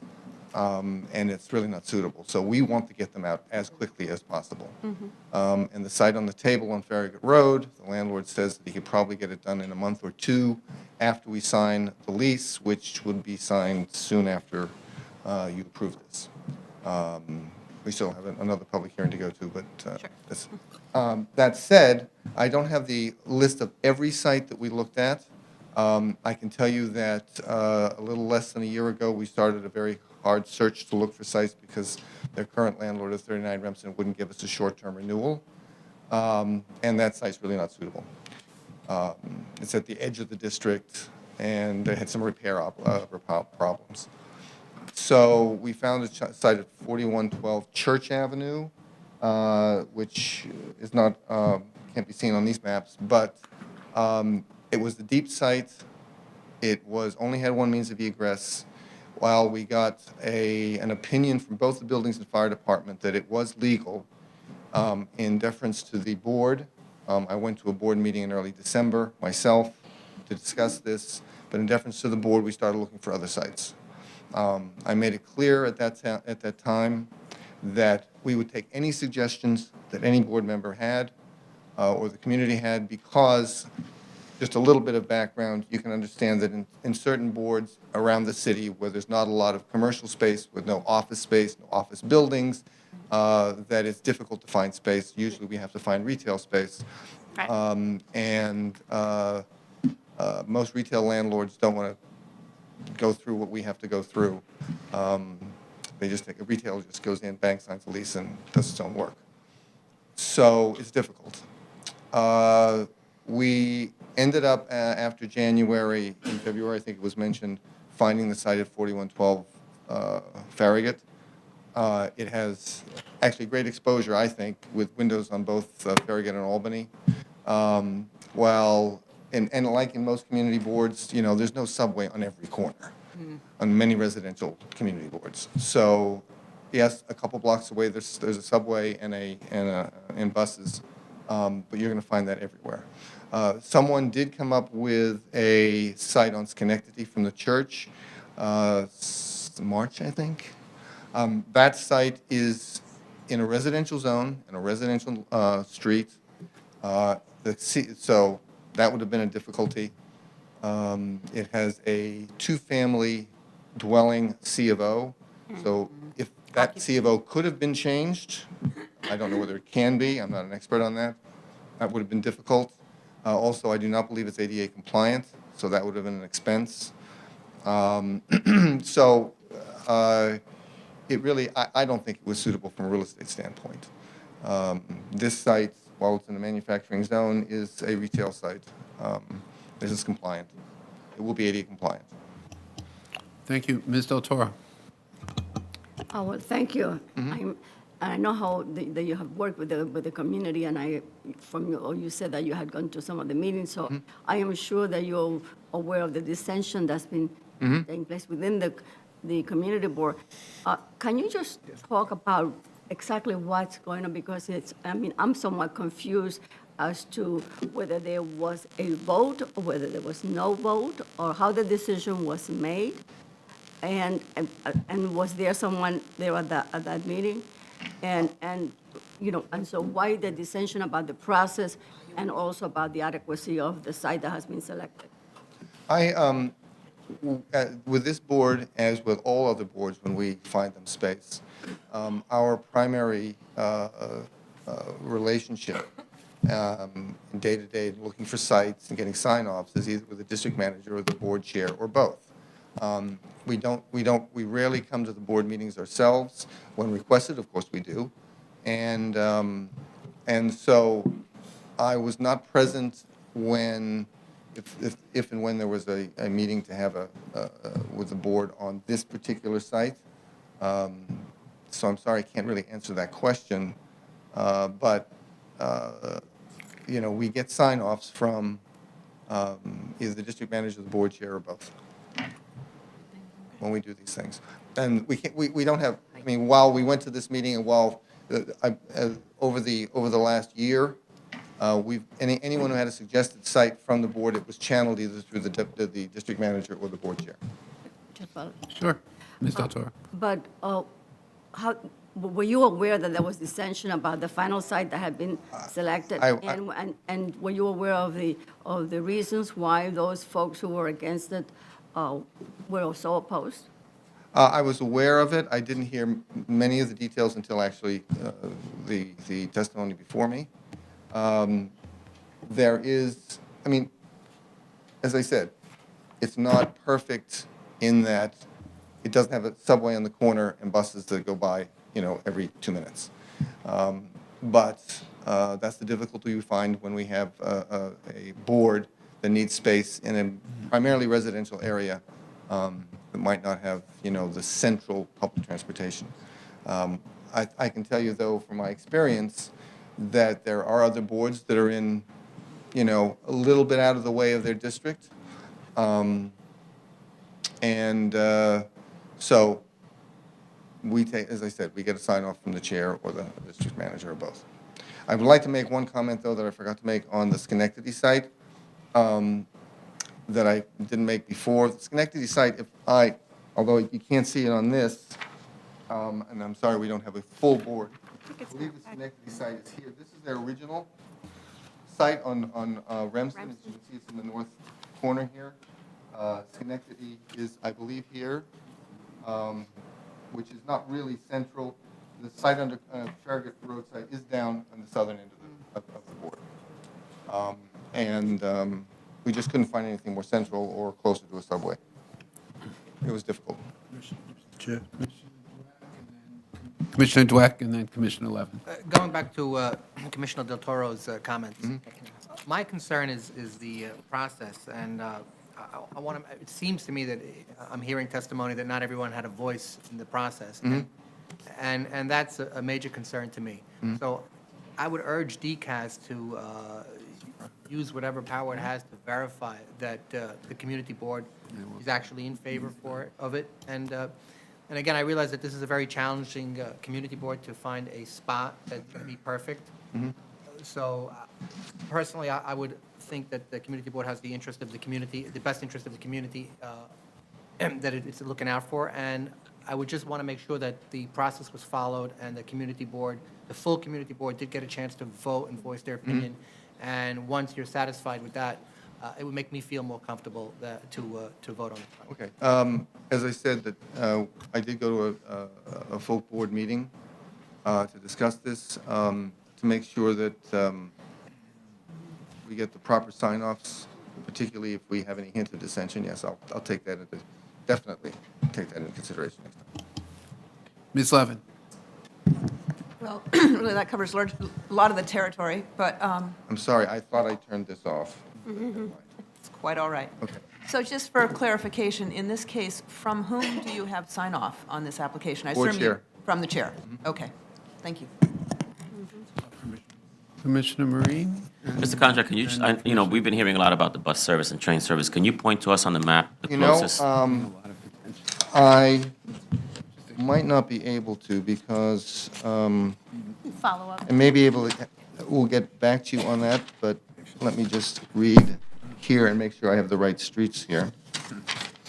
By the way, just as a comment while I'm doing this, last summer, on a Sunday, I personally, my wife was doing something else, drove all around this area to try and it had a list of about 10 sites for my staff to go look into. It's the things you have to do in certain areas like this. No, I'm sorry, this does not say where the B6 or B103 lines are on this map. And I can't answer. If you can get us that information, that would be Sure, that would appreciated. be And my fine. second is just a comment to the community board. Having been a community board member and having the dilemma of having to have an office that was sort of out of the way because you've gotten used to coming to a certain location. What we found was that, and this is Community Board 2 in the Bronx, what we found was that it was very beneficial for us to find out everything about our community, and what we did was we had a traveling community board. So what we would do is that every time we had a community board meeting or we had a committee meeting, we would have that meeting at a different location, at a church, at a school, just to make it convenient for everyone and for everyone to understand that we would all have to travel at some point or another.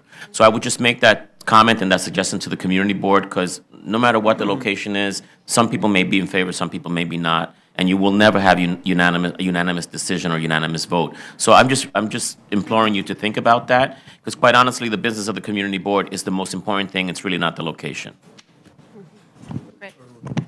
Mr. Cantor.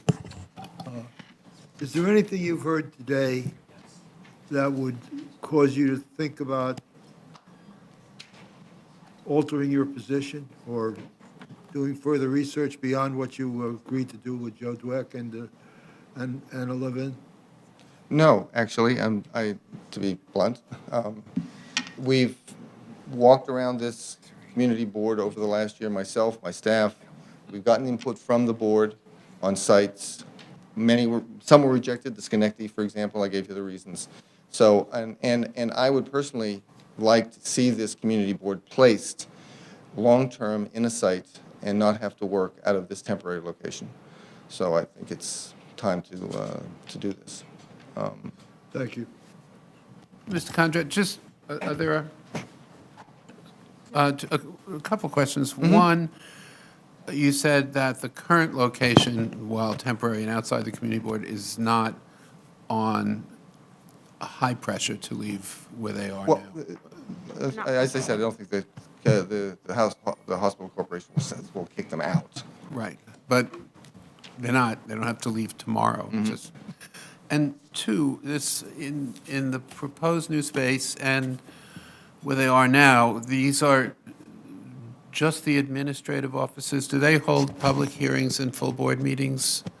They hold at their current location, or would they at this new location? The board meeting I went to was at their offices on Remsen. I'm assuming that they will hold board meetings there. We're designing a conference room for them there. As for public hearings, I doubt whether this is big enough to hold some of the bigger public hearings. And from my experience dealing with community boards over the years, they all hold public hearings elsewhere outside when they're bigger, the churches, schools, et cetera. I'm assuming this community board does the same, but you'd have to ask them. But this would be the location for full board meetings, you would think? I would think they'd be able to.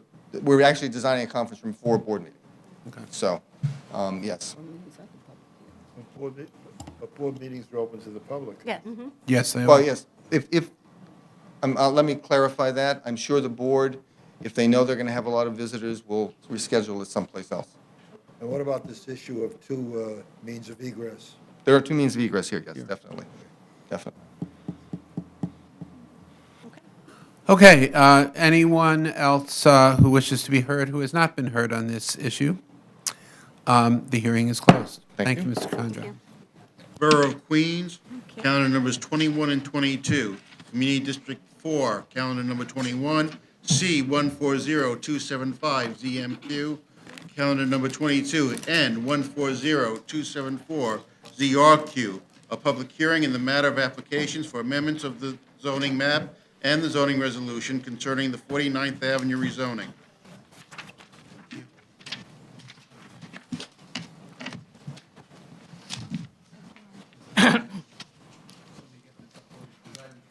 Yeah. 21 and 22. Jessica Lozer. Good morning. Good morning. Chair Weisbrot. Good morning, Vice Chair Knuckles, and good morning, Commissioners. I'm glad I can still say good morning.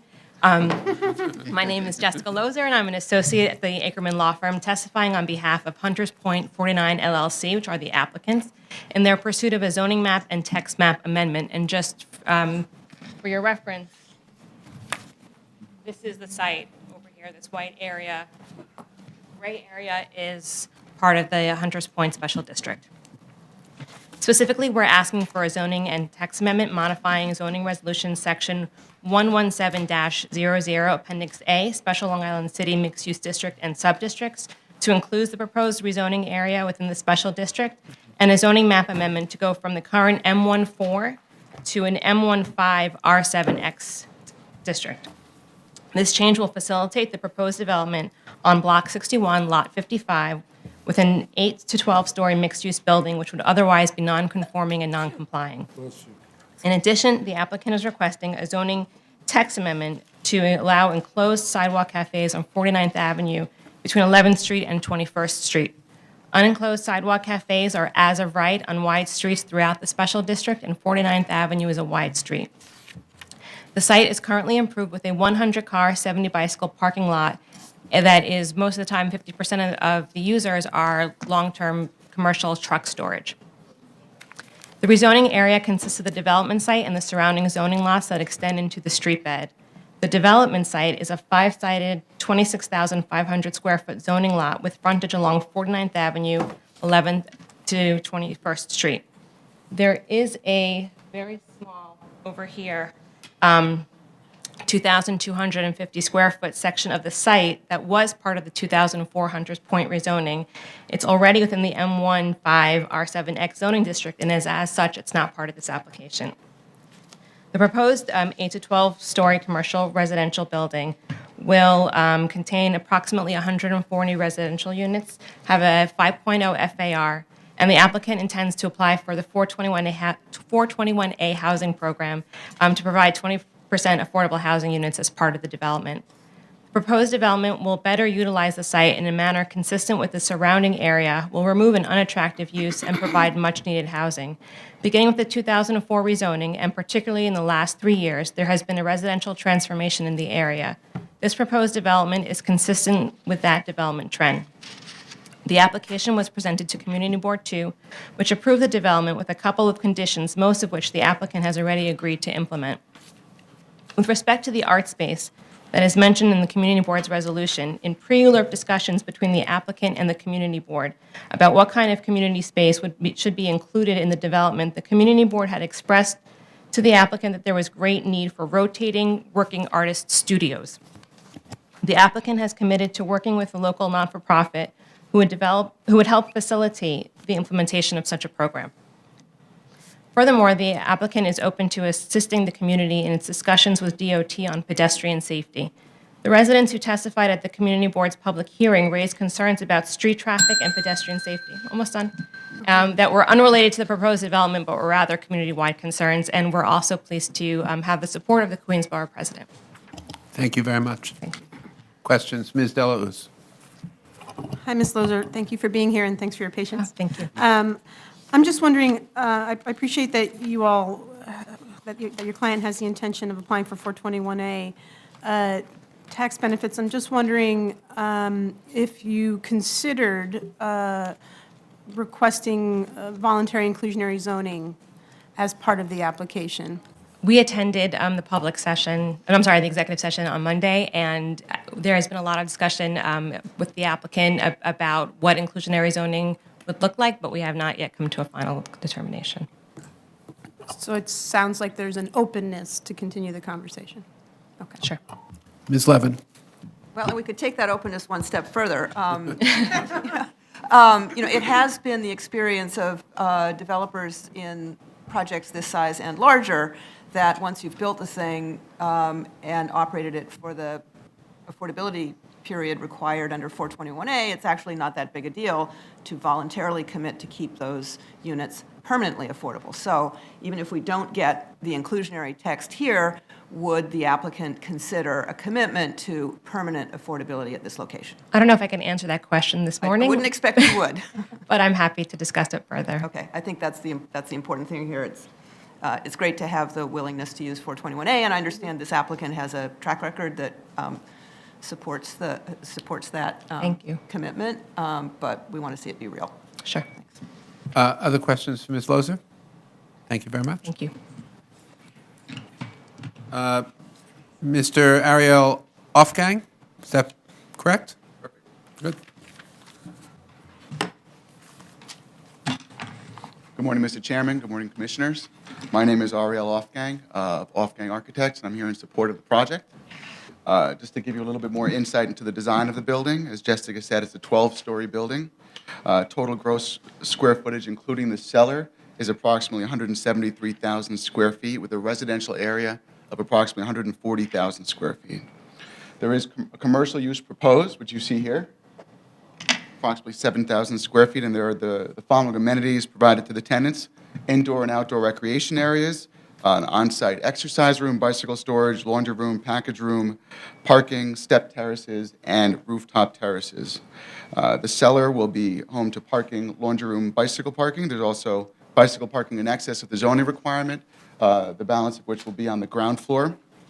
Second floor and up is all residential units. The building will meet or exceed all New York City Energy Code requirements, and we're going to include a few sustainable elements, including all Energy Star appliances, 3 inches of exterior insulation, high-efficiency condensing boilers, high-performance windows, and we will be applying to the NYSERDA Multifamily Performance Program for this project. Security is an important concern for my client. There'll be cameras and lighting in all outdoor and public spaces. And as far as the design of the building is concerned, we have over 340 feet of frontage. The design intent is to break up the facade into 3 distinct statements using materials such as metal panels, stone, and glass to get an appearance of individual buildings while still having one unified plan in order to not have the monotony of one continuous street wall. Thank you. Thank you. Questions? Mr. Cantor. Yes, thank you. You back up on the tracks? We back up, the building does not, the property backs up onto the rail yard. There's an 18-foot-high retaining wall that separates us from the Long Island Railroad yard. They're down below. It's down below. Have you done any acoustical studies or vibration studies, or do you plan to do that with regard to track? We will be providing high-performance OITC 35 windows, and we're mandated to maintain an interior noise level of 45 decibels. I realize the train traffic is slow, but my question also was, do you have any studies regarding vibration which might affect the building? We have not performed any studies regarding vibration.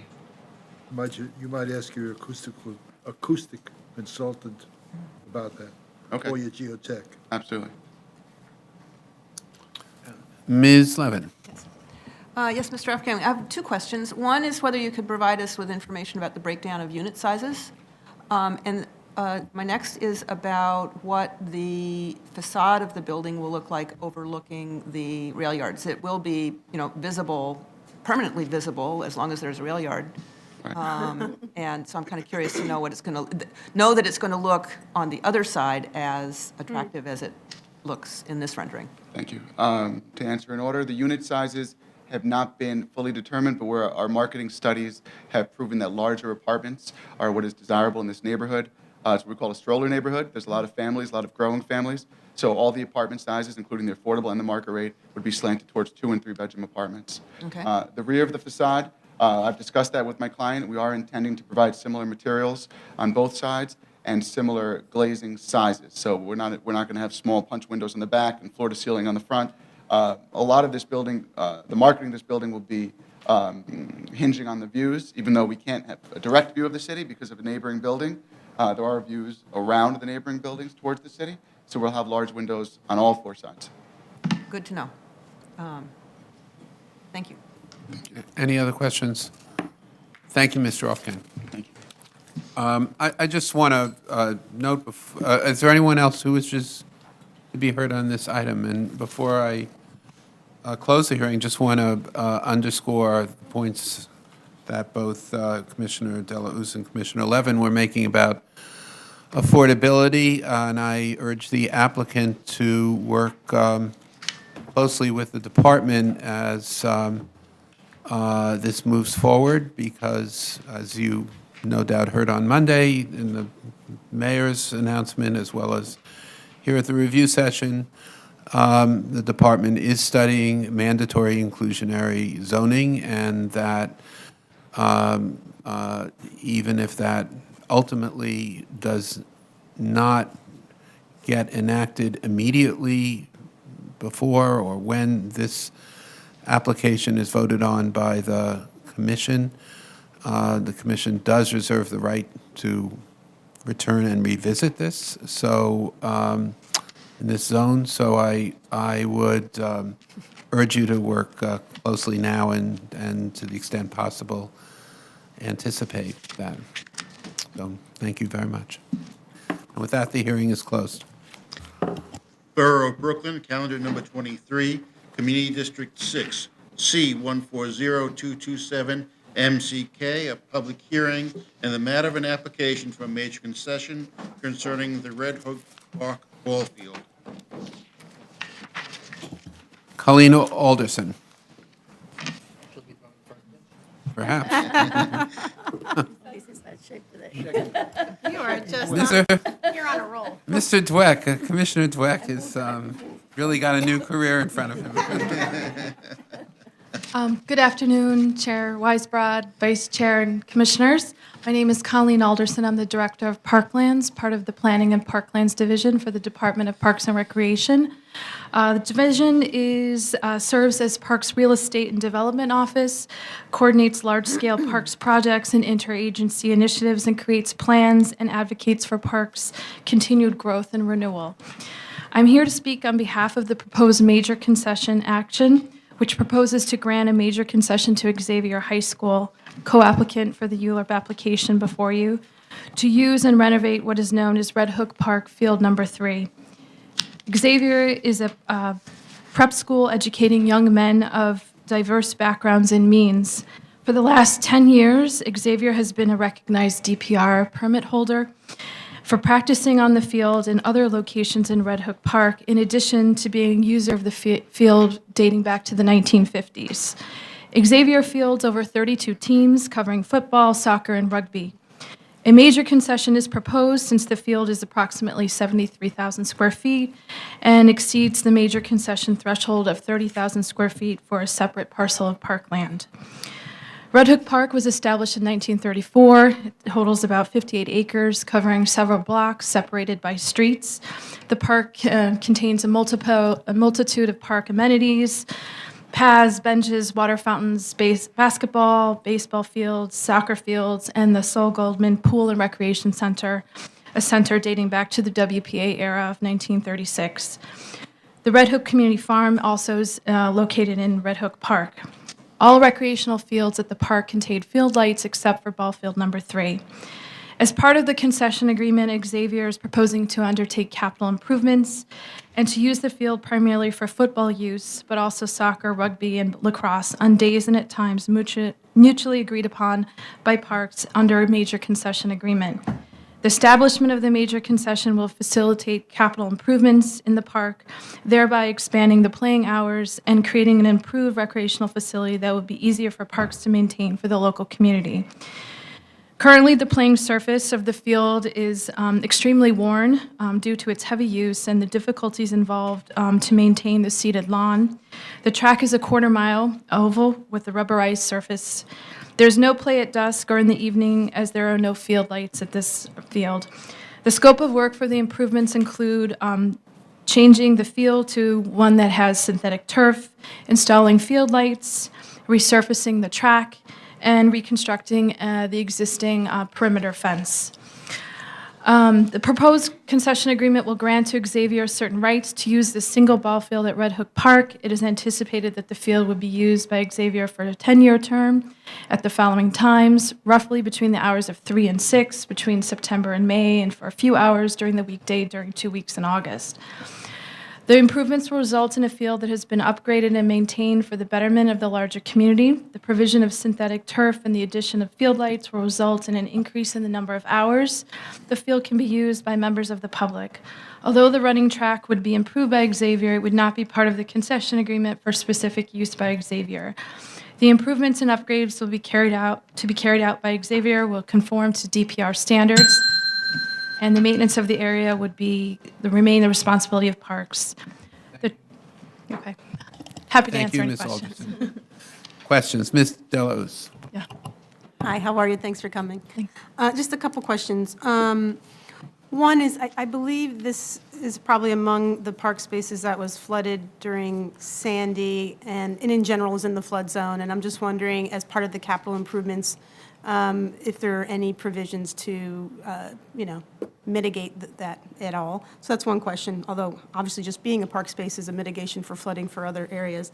The other question I have is, in the balance of, in general, is there a protocol or a rule that Parks uses to balance school uses in terms of percentage of time for a space versus more general league uses or public uses, especially since not only Xavier's use, but there's a school, a for-profit school being built directly across the street. And I can imagine that they're going to have a lot of demand and need for use of park space as well. So I'm just wondering how you approach that and balance that, generally speaking.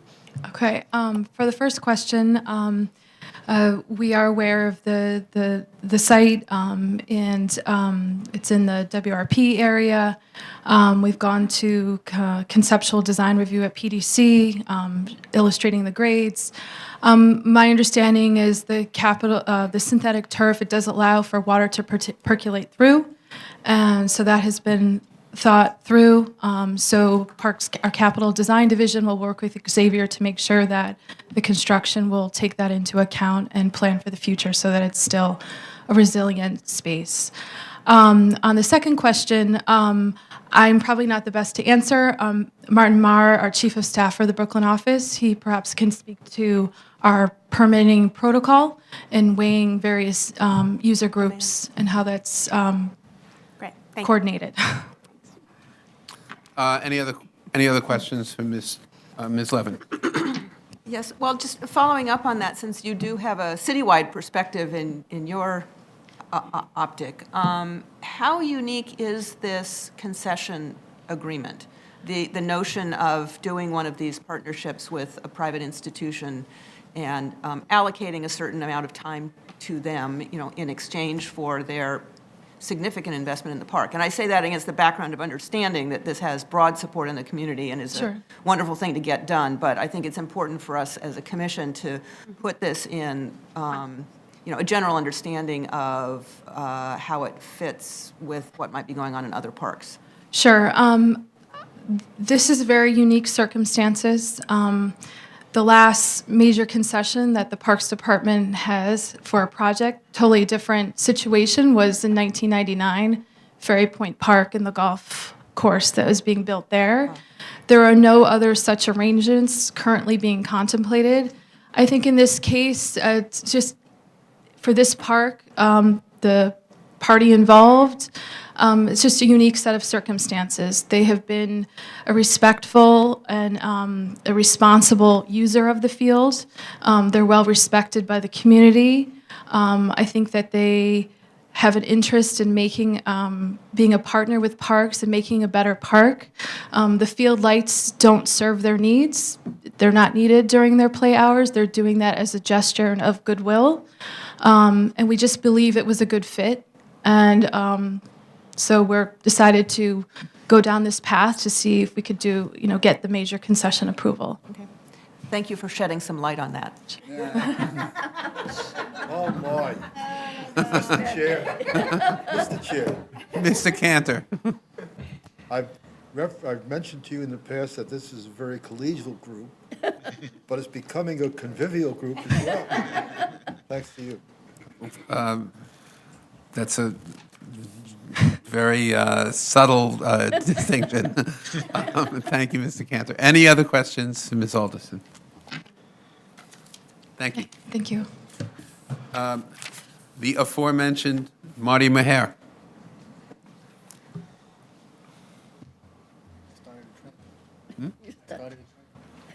Hello, Commissioners. It's a pleasure to be here. Martin Marr. I'm the Chief of Staff for Brooklyn Parks.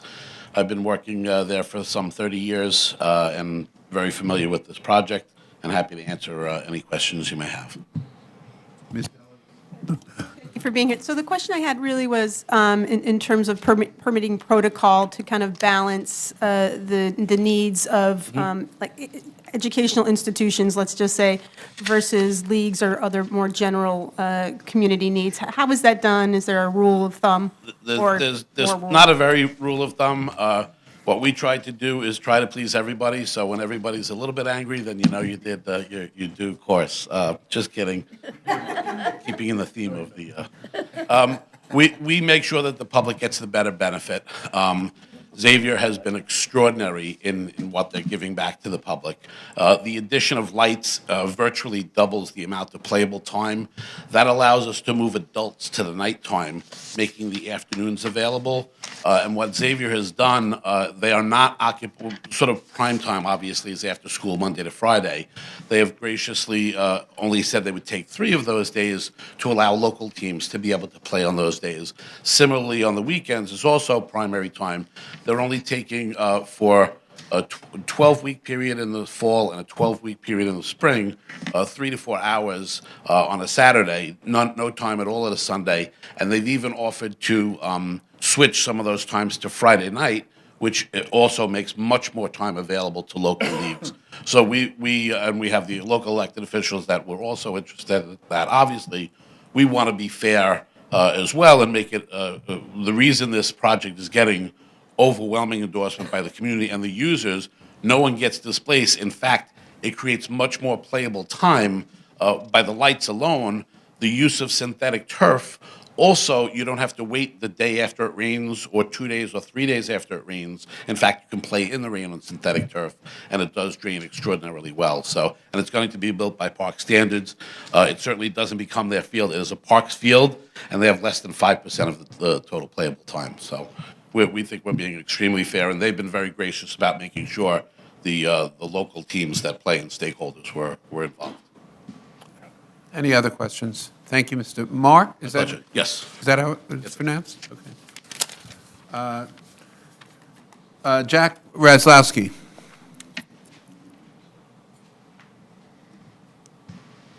Thank you. Thank you, Mr. Chairman. My thanks to the commissioners. I'm Jack Roslowski, president of Xavier High School. I listened to Marty talk about this deal, and I'm wondering whether I'm getting enough out of it. But, Not sounding like you are. we'll revisit that. Nonetheless, this has been a project 10 years in the making. And just maybe a note on Xavier and then a note on the project. It was 1847 that Jesuit Father John Larkin founded Xavier not far from here. In what wasn't maybe the best of omens, on day 2, the building burned down. And there were a series of short-term moves over the next 3 years. And in 1850, we arrived on 16th Street. The Jesuit built the church there and built what was then the College of St. Francis Xavier. It was still officially the College of St. Francis Xavier. And I'd like to thank both the church and the school have done some great work since, some great work on both the social justice front and the education front. And while our history in Red Hook does not run back to 1850, as Colleen noted, it does go back to 1950 when Leo Paquin, one of the New York football greats, a teammate of Vince Lombardi at Fordham, one of the 7 blocks of granite, was the Xavier football coach and would bring the Xavier team to Red Hook to practice on this very same field number 3. So I think there's a great history between Xavier and Red Hook, Xavier and the city, and our 1,100 students, our nearly 1,100 students, would really come from throughout the 5 boroughs, with Brooklyn leading the way, followed by Queens, followed closely by Manhattan. But there are those Bronx and Staten Island representatives there, and we think especially it's good for the Staten Island folks to get to the mainland. So, with all due respect to the Staten Islanders. The 2 notes, maybe 2 notes of use. This has had tremendous community vetting. When I went back to the community board last time, they said to me, "What are you doing here again?" To which I responded, "ULERP," which was in many ways an unexpected twist to this when we first began the process. But we've been before the community board 6 times. We've had 5 votes. All of them, 2 were the full board, 3 were in committee. 1 was unanimous, which in Community Board 6 in Brooklyn does not happen often, out of committee or otherwise, so we were very pleased with that. And I really think it is a win-win. Addressing Commissioner Levin's point, our hope is that this becomes a model for potential future public-private partnerships.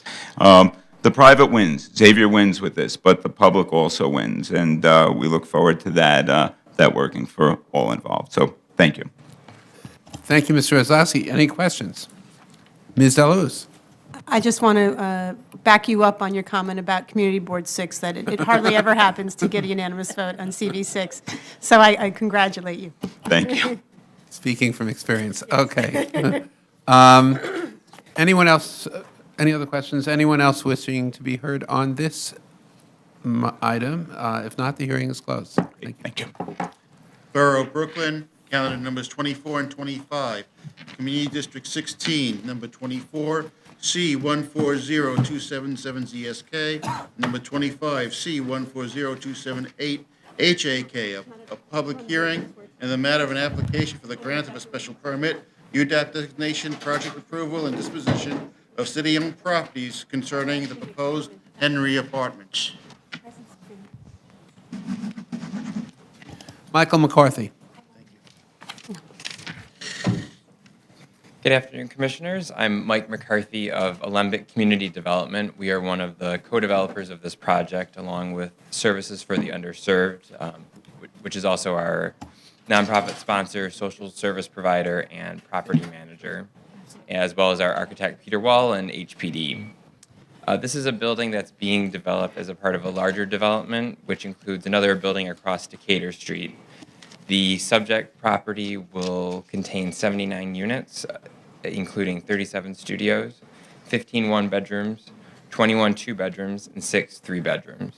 Of these, all 37 of the studio units will, and one of the one-bedrooms will be set aside as supportive housing.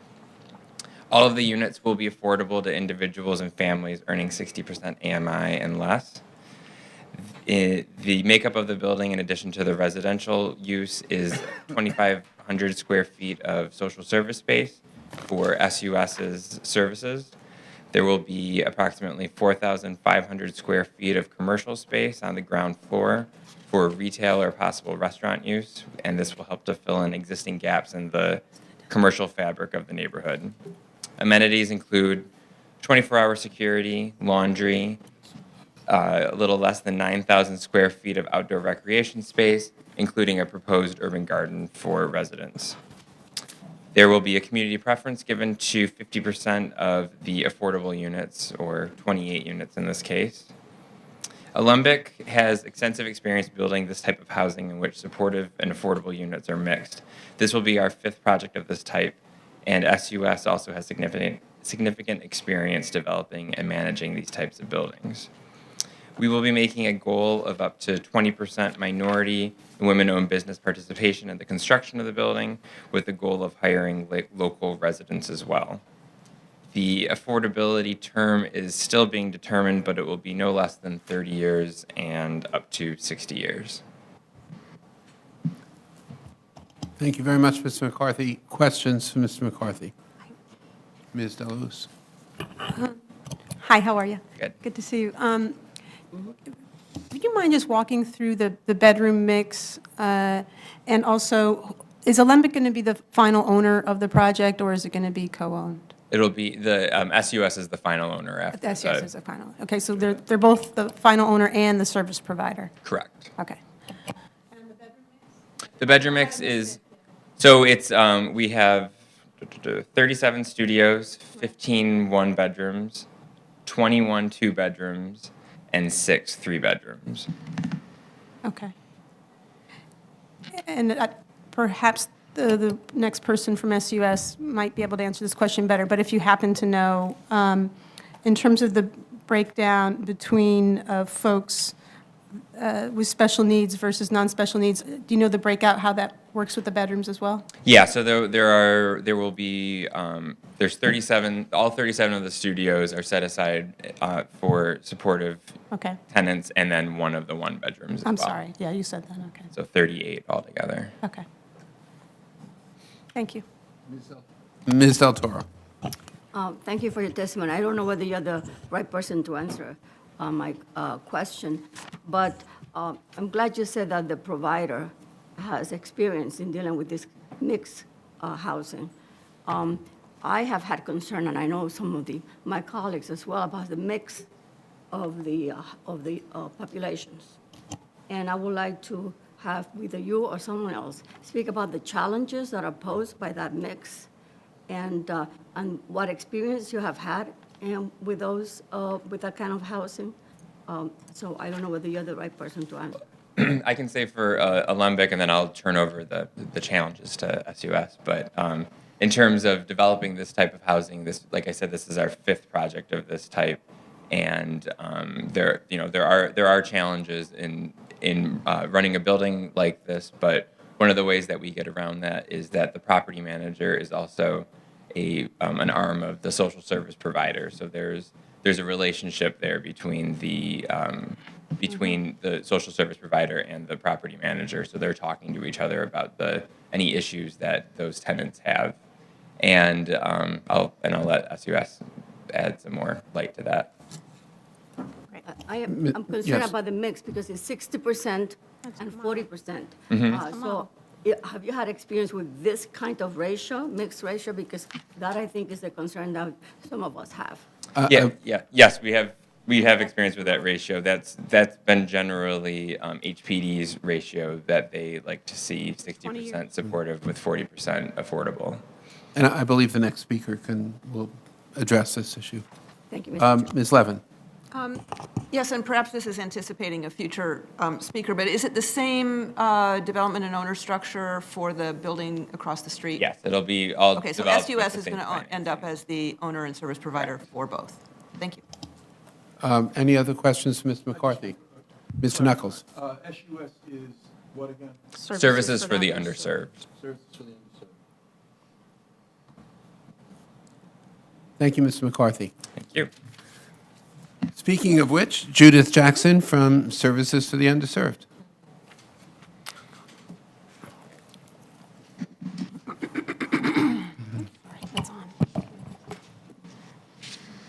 Thank you all for raising my anxiety with those questions. Okay.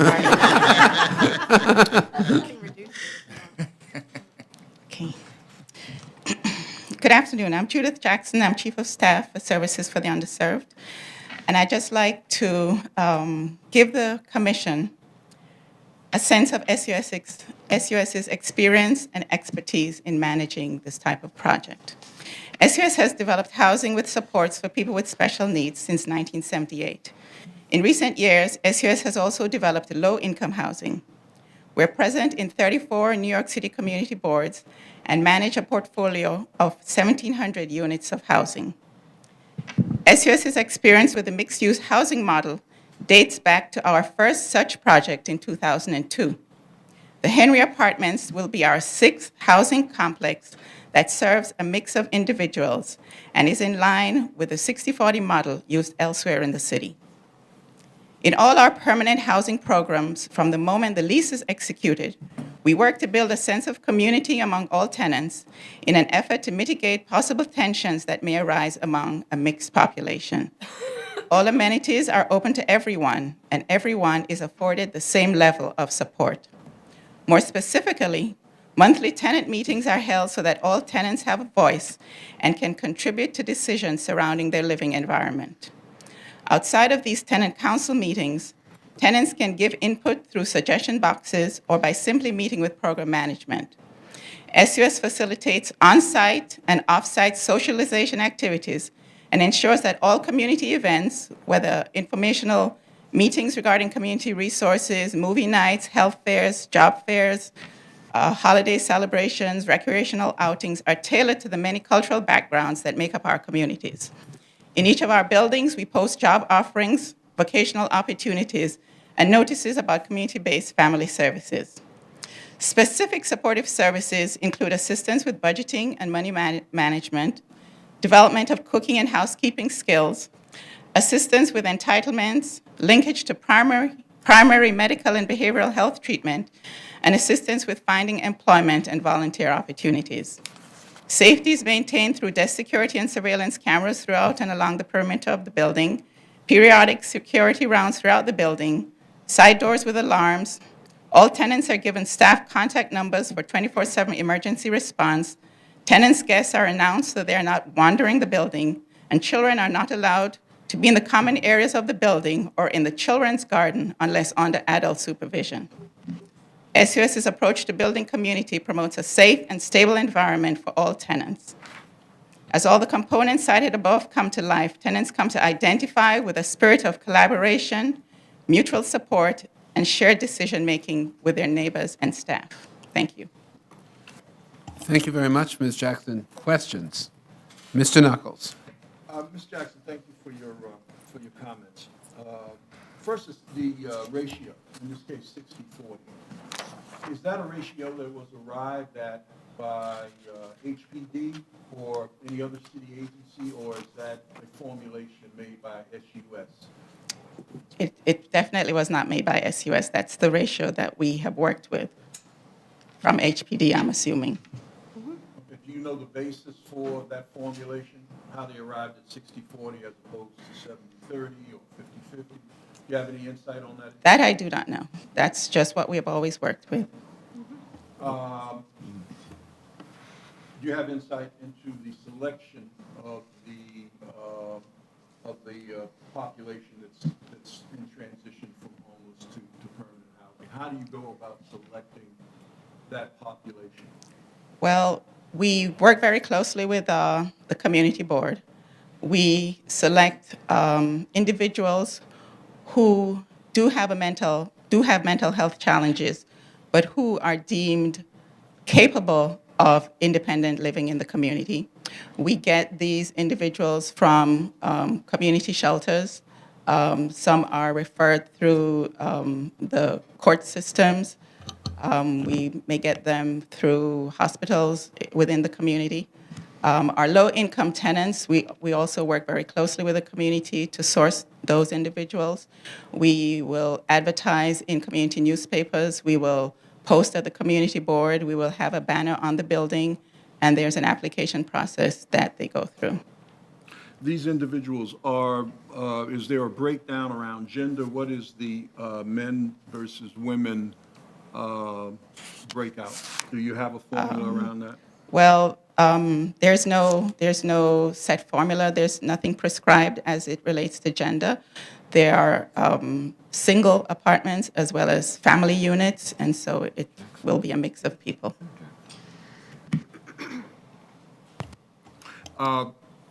In terms of monitoring interaction between the tenants, the totality of the tenants in the building, and you did mention that earlier, but could you just elaborate on that, the level of how do you monitor the interaction between the tenants while they're in the building? You do have some common areas.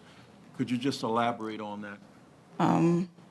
I can do that perhaps by talking about another facility that we have that is a similar model. Okay. There's a program called Genesis in East New York, whereby there are apartments for single individuals as well as family units. The mix is single individuals who happen to be vets with mental health challenges, as well as veterans with their families, as well as single individuals who are low income and low income families. We have 49 apartments, supportive apartments, in what is a complex of 150 units. Our approach has always been to work with all tenants equally. We really do not see any separateness in how we work with our tenants. There is truly a sense of community because this is just our way, the way we deliver services. Services are open to everyone on an equal basis. You don't have to be a vet or in the non-supportive apartments to be able to access case management services, to be able to get referrals to any of the other services outside of SUS's network. We help individuals to secure the entitlements to which they may be entitled, and we open our socialization and recreational opportunities to all tenants equally. So in looking at the individuals, and let me say, I don't normally try to speak for my colleagues, but I feel comfortable in saying I think everybody honors the work that you do. I think the question is, with this particular mix, I think there's justifiable concerns about individuals who come into your housing projects. Is there analysis of the nature of their particular background and disability, and their suitability to live among a broader community of people? Is there anything in the background of these individuals that might indicate there'd be a problem with them living among a diverse group of people? No. No. as I said, these individuals do have mental health challenges, but as part of the assessment, they have to be deemed capable of independent living in the community, which means they are, many of them work, many of them have families of their own who may or may not live with them. In this case, it's single units, so they don't live with them.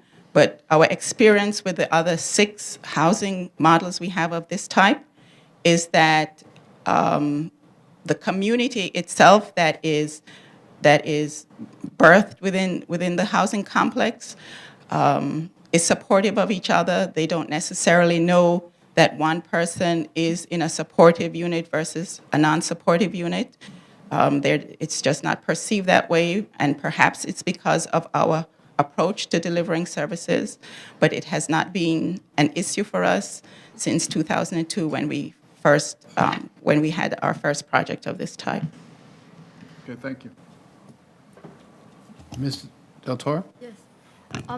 Well, first of all, I just want to reiterate what the commissioner said. We have great admiration for your work, and also it is very clear to all of us that both populations need housing and the services. So we're all in support of both. My question is, given your experience, how have you monitored the interaction between the children and the rest of the population? Is there any challenge there, or I mean, given the work that you do, how does that work? Challenges With the children, I mean, they have some common areas, and can you just sort of talk about what happens when the children are in the public area? You said that they have to be with adults. How do you monitor that? Well, I'll give you an example of a very typical situation at the facility that I referenced earlier, Genesis in East New York. There is a community room. There are teens who live in that particular building. They could be children of our vets, which would be the supportive apartments, or they could be children of the low-income tenants in that building. With the permission of their parents, they often come down to the community room and use the computers to do their homework.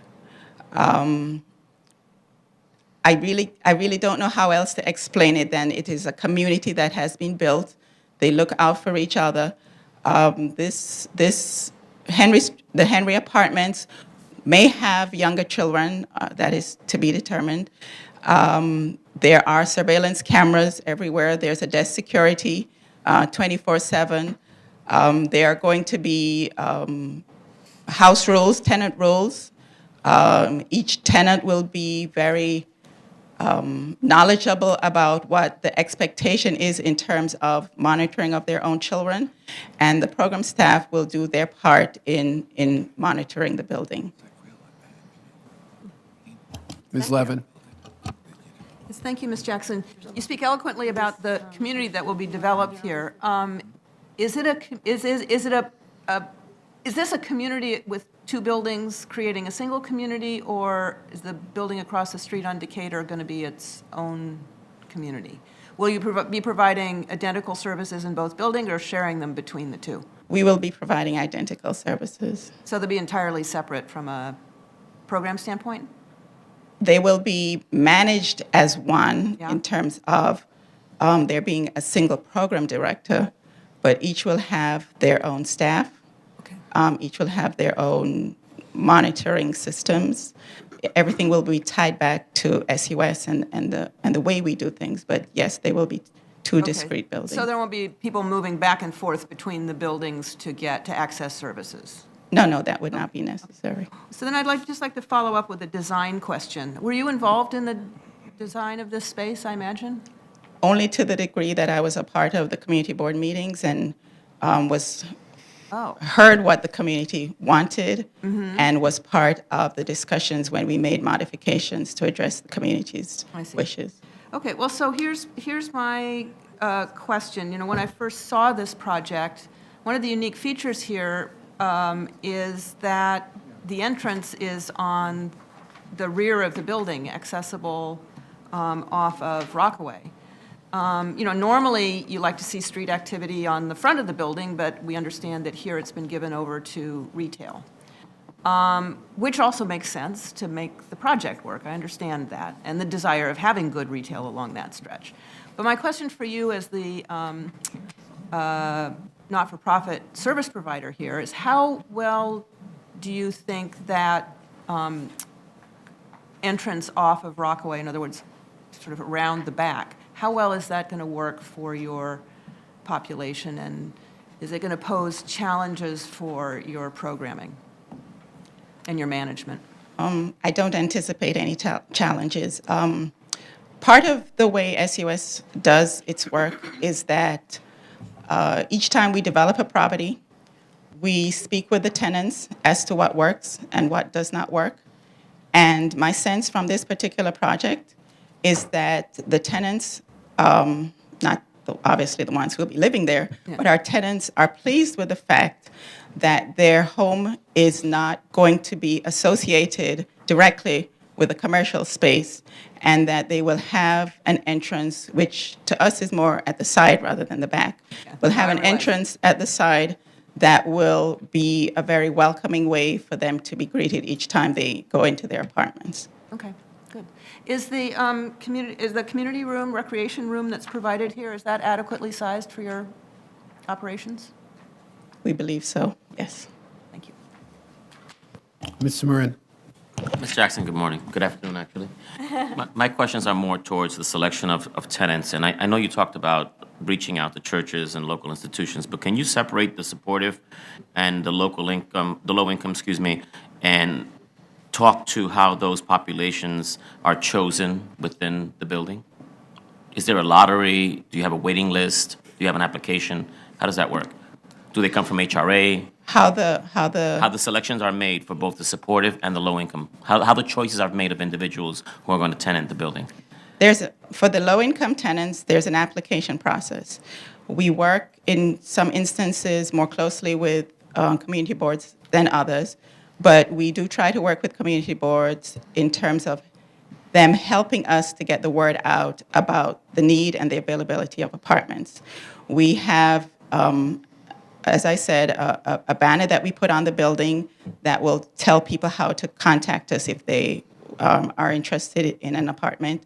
We do the postings within the community, and we do postings, obviously, at the community board, etc. There's an application process.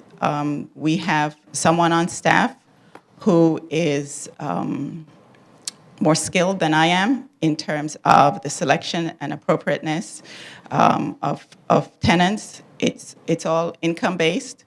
And so the selection is made based on their desire to live there, their understanding of what it would entail, and the fact that they're eligible because of their income. And is that done by lottery, or is it just first come, first serve, and then you choose? It's pretty much first come, first served in terms of the first ones most appropriate for the housing. Although this is permanent housing, people do move on. Either they get married and want bigger units, and so there is some, there's always, not always, but there is availability from time to time in terms of those units.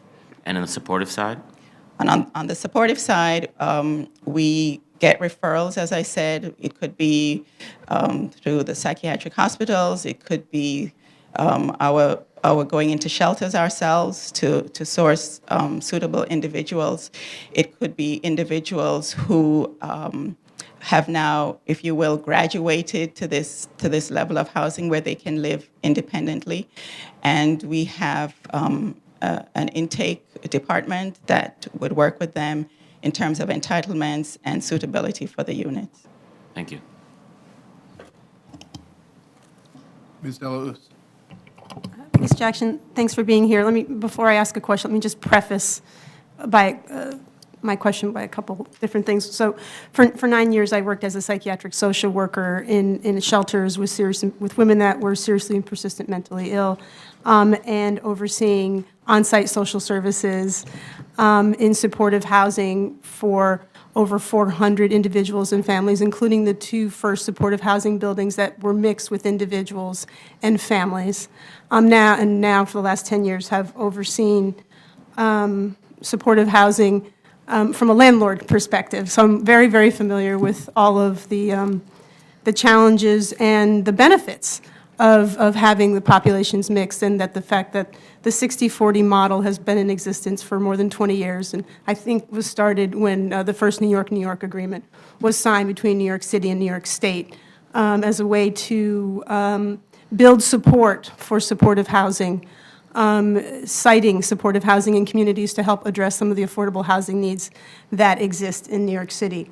So I think one of the things that I know that I found directing social services and supportive housing where there was a mix of families and individuals was that often the presence of families had a stabilizing effect in the community. There's something about the presence of children that helps individuals who are diagnosed with mental illness in compensating, if you will.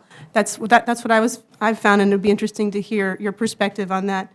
And just one thing that I think is helpful for people to kind of remember is that about 10% of the population has a diagnosis of having some kind of with mental health. And so folks with mental health issues are around us in this room now and often live in unsupported environments. And so I think the entire model is to provide support so that people can be successful, and that there are many, many different levels of supportive housing. This is the most independent level of supportive housing that exists. It's lease-based housing where folks have all the rights and responsibilities of someone that has a lease. So I guess my question is if you could share a little bit more about the experiences that SUS has in terms of mixing families and individuals. And then the other is if you could just talk a little bit more about the on-site staffing and, both security-wise and then on the clinical side. And if there's what access, either through SUS or in the community, you anticipate folks having to mental health services. And thank you for your work. Well, thank you for the support. I held my breath until I heard where you were going with it. Thank you. I know the realities. Yeah. Okay. So I wish I could share challenges with you. But again, it has not been our experience that mixing the populations has caused any more tensions or friction than any other individuals living together. That is, I just don't have any horror stories to share. I really don't. My sense is, as the commissioner said, that having children living in any situation with individuals is a stabilizing and calming effect. And everyone tends to want to parent and mother and look out for, and father too, and look out for the welfare of the individuals. So again, nothing truly negative that I can share. Obviously challenges because not everybody is family. But I think because SUS serves as both social service provider as well as property manager, we're able to get at the challenges very quickly. And it's pretty much the same resource that you're calling upon, no matter what may be going wrong in your life, whether it's something to do with your health, something to do with your apartment, something to do with your child, something to do with your relationship. You have the resource on site with you, if not, definitely not 24/7 on site in terms of our social services, but there is a 24/7 access, and we do have protocols around emergency response. There was a question related to staffing, and I would like to be able to answer that. I do know, I'll just try and remember what it is. I do know that there is a program director There is a registered nurse assigned to the program. There are case managers. There's 24/7 desk security.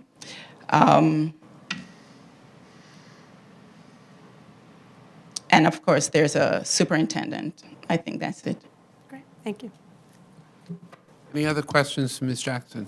Ms. Jackson, thank you so much for your very illuminating and quite helpful testimony. Thank Thanks you. a lot. Peter Wall?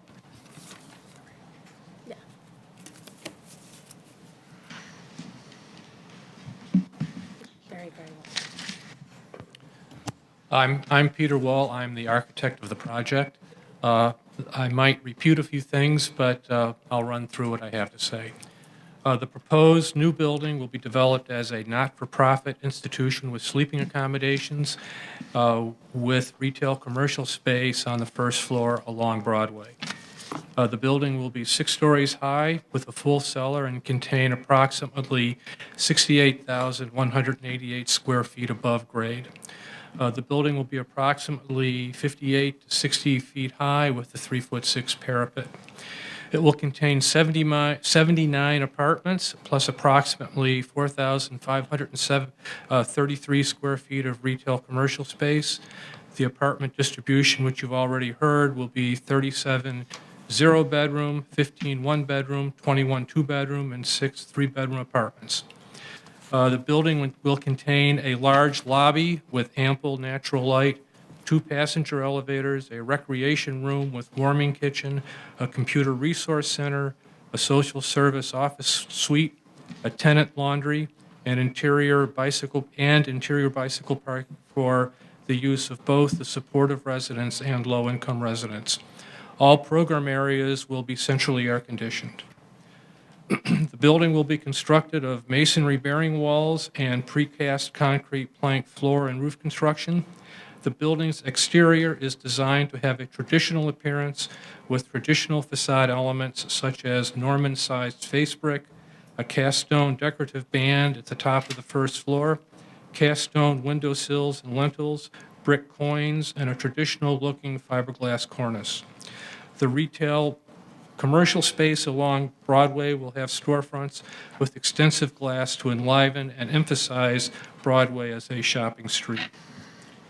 The existing buildings in the neighborhood vary greatly in scale and appearance, ranging from row houses, 3 to 5-story brick apartment buildings with red and tan brick, 2 to 3-story commercial buildings with apartments on the upper floors, and 1-story taxpayers. Although the proposed building does not match any particular existing building or style, it will contain traditional facade elements commonly found in the neighborhood, such as a traditional-looking cornice, decorative stonework, and reddish-orange color brick.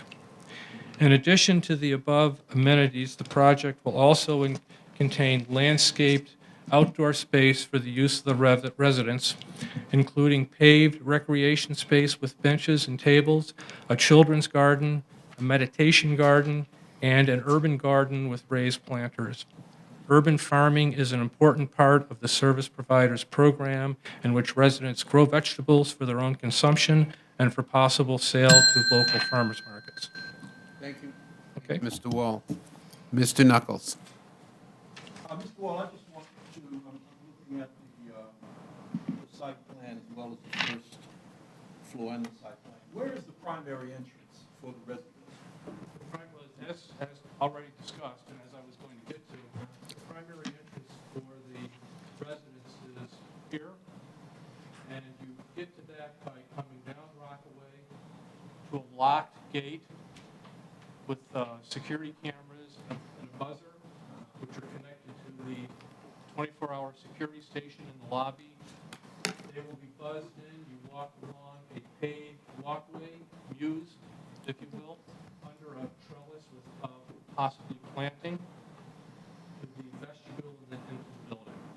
The reason, the justification or the rationale for that is to create a clear separation between the commercial entrances and the residential entrance to allow the commercial space to have uninterrupted frontage and to create something of a pleasant experience for tenants entering their building that is through a garden and is sort of remote from the hustle and bustle of the elevated tracks and the commercial street.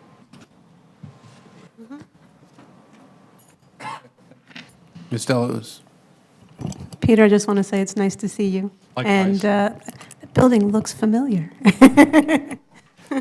Ms. Levin. Mr. Wall, I appreciate this building had some design challenges given that it faces on Broadway and the elevated subway line. Could you describe a little bit how the thought process and design features you've included to mitigate the impacts of the elevated subway? Well, in terms of the design, I think that's one of That certainly helps, yeah.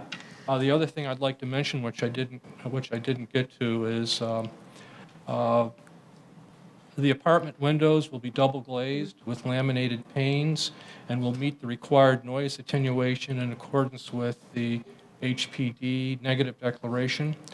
Further, the developer has retained the services of an acoustical consultant to review the exterior wall design and verify that the window wall noise attenuation requirement is met. Are there through-the-wall air conditioning units there? Right, that's currently our proposal to have through-the-wall sleeves. Okay, so consideration of that will be part of the mitigation investigation? Exactly. Okay. Could you just indicate on the rendering the level at which the subway track, does it cross under the second floor windows? I actually have another board that shows that, but the elevated tracks. Oh, it's that high up? Yeah, they're high. Wow. Okay, so you're going to have, what, 3 floors of residential essentially under the tracks? Yeah. I would say it's right about at the top of the 3rd floor. All right, so that poses some lighting challenges also for... Right. Well, we would have been very interested in pushing the building back, as we've done in other situations, but because of the shallow lot configuration of the lot, we didn't have enough room to give a proper rear yard, so we had to keep the building tight to the sidewalk. Okay, so it's a rear yard requirement, not the design choice about making the garden, which is lovely, I should say. Well, whether it's a rear yard or a side yard is something. Another question, right. We'll talk to the building department. Yeah, okay, well, I guess when you enter the lottery for this, you really hope you get a unit on the south side, right? Well, we've actually had a couple projects where we've built next to the elevated track up Cypress Hills. And we paid the money for good windows, and it works. Okay. And it's not silent, but it works. Okay. Thank you. 2-stage lottery. Other questions, Mr. Wall? Thank you very much. Thank you. Emily Lehman.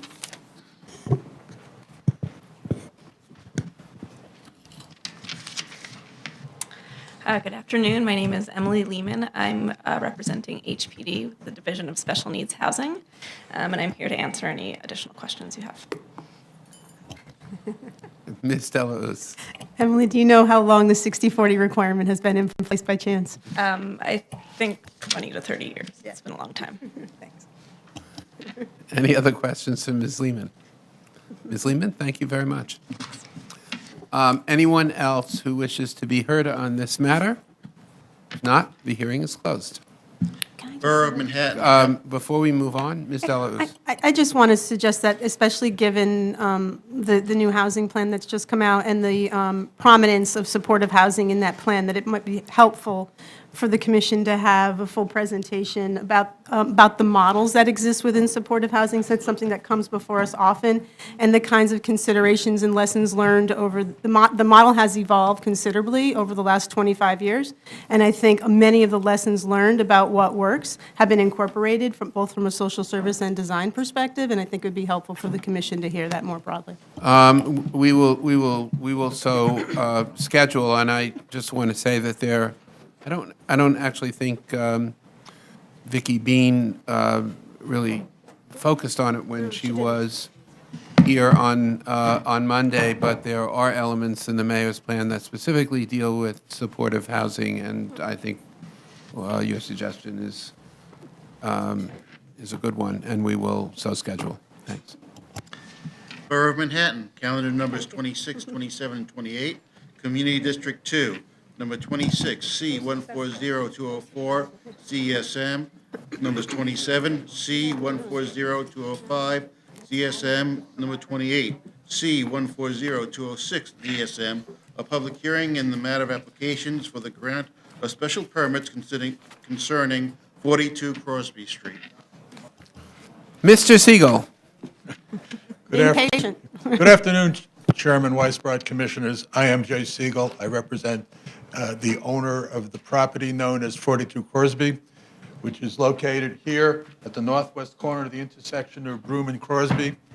It's a lot with approximately 8,300 square feet. It's an M15B zoning district, which does not allow retail below the second floor and doesn't allow residential any place in the building.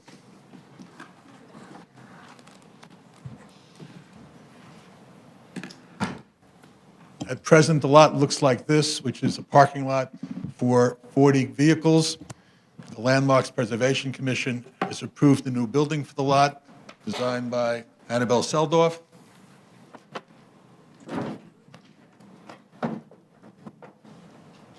It looks like this. It's quite an improvement for the lot. This is an application, as was noted with great care, with 3 special permits. One special permit is pursuant to 74-712A, which is to allow ground floor retail of approximately 4,000 square feet and residential above. A word about this special permit's history.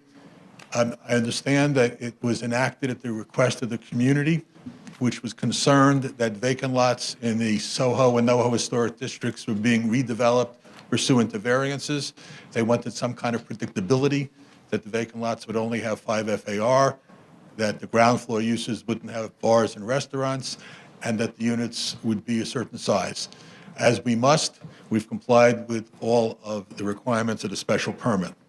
The second special permit is 74-712B pursuant to that section, which is to allow a protective sun control device to be placed on more of the penthouse facade than otherwise allowed. And the third special permit is for pursuant to 13-450-45 and 451 to allow a self-park accessory parking garage to have 10 spaces rather than 2. The 10 spaces would allow 1 space for each of the 10 apartments in the building. Are there any questions? Questions, Mr. Siegel? I guess not, Mr. Siegel. You are Thank you very much. excused. Thank you very much. Michael Sandler.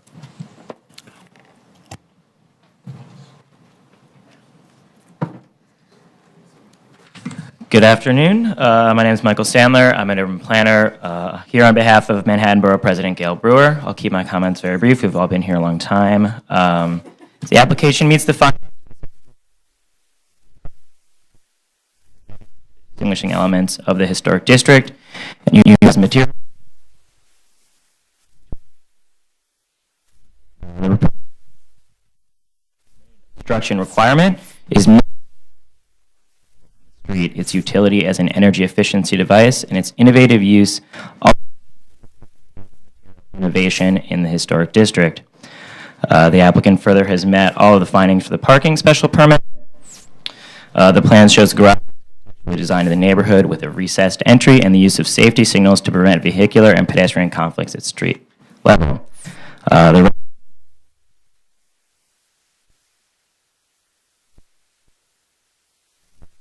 planning. I'd like to briefly it came up at Monday's review session.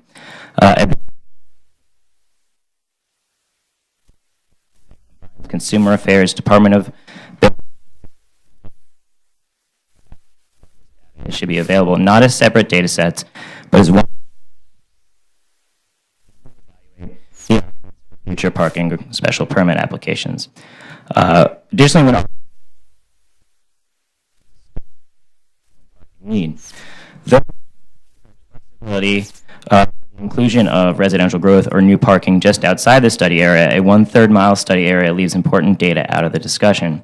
And the edge of the study area as need for new parking while ignoring available parking close to this growth, which lies outside of the study area. In our suggestions, we hope the Commission and the Department will continue to work with us on this effort. Thank you very much. Thank you, Mr. Sandler. Very efficiently done. Any questions to Mr. Sandler?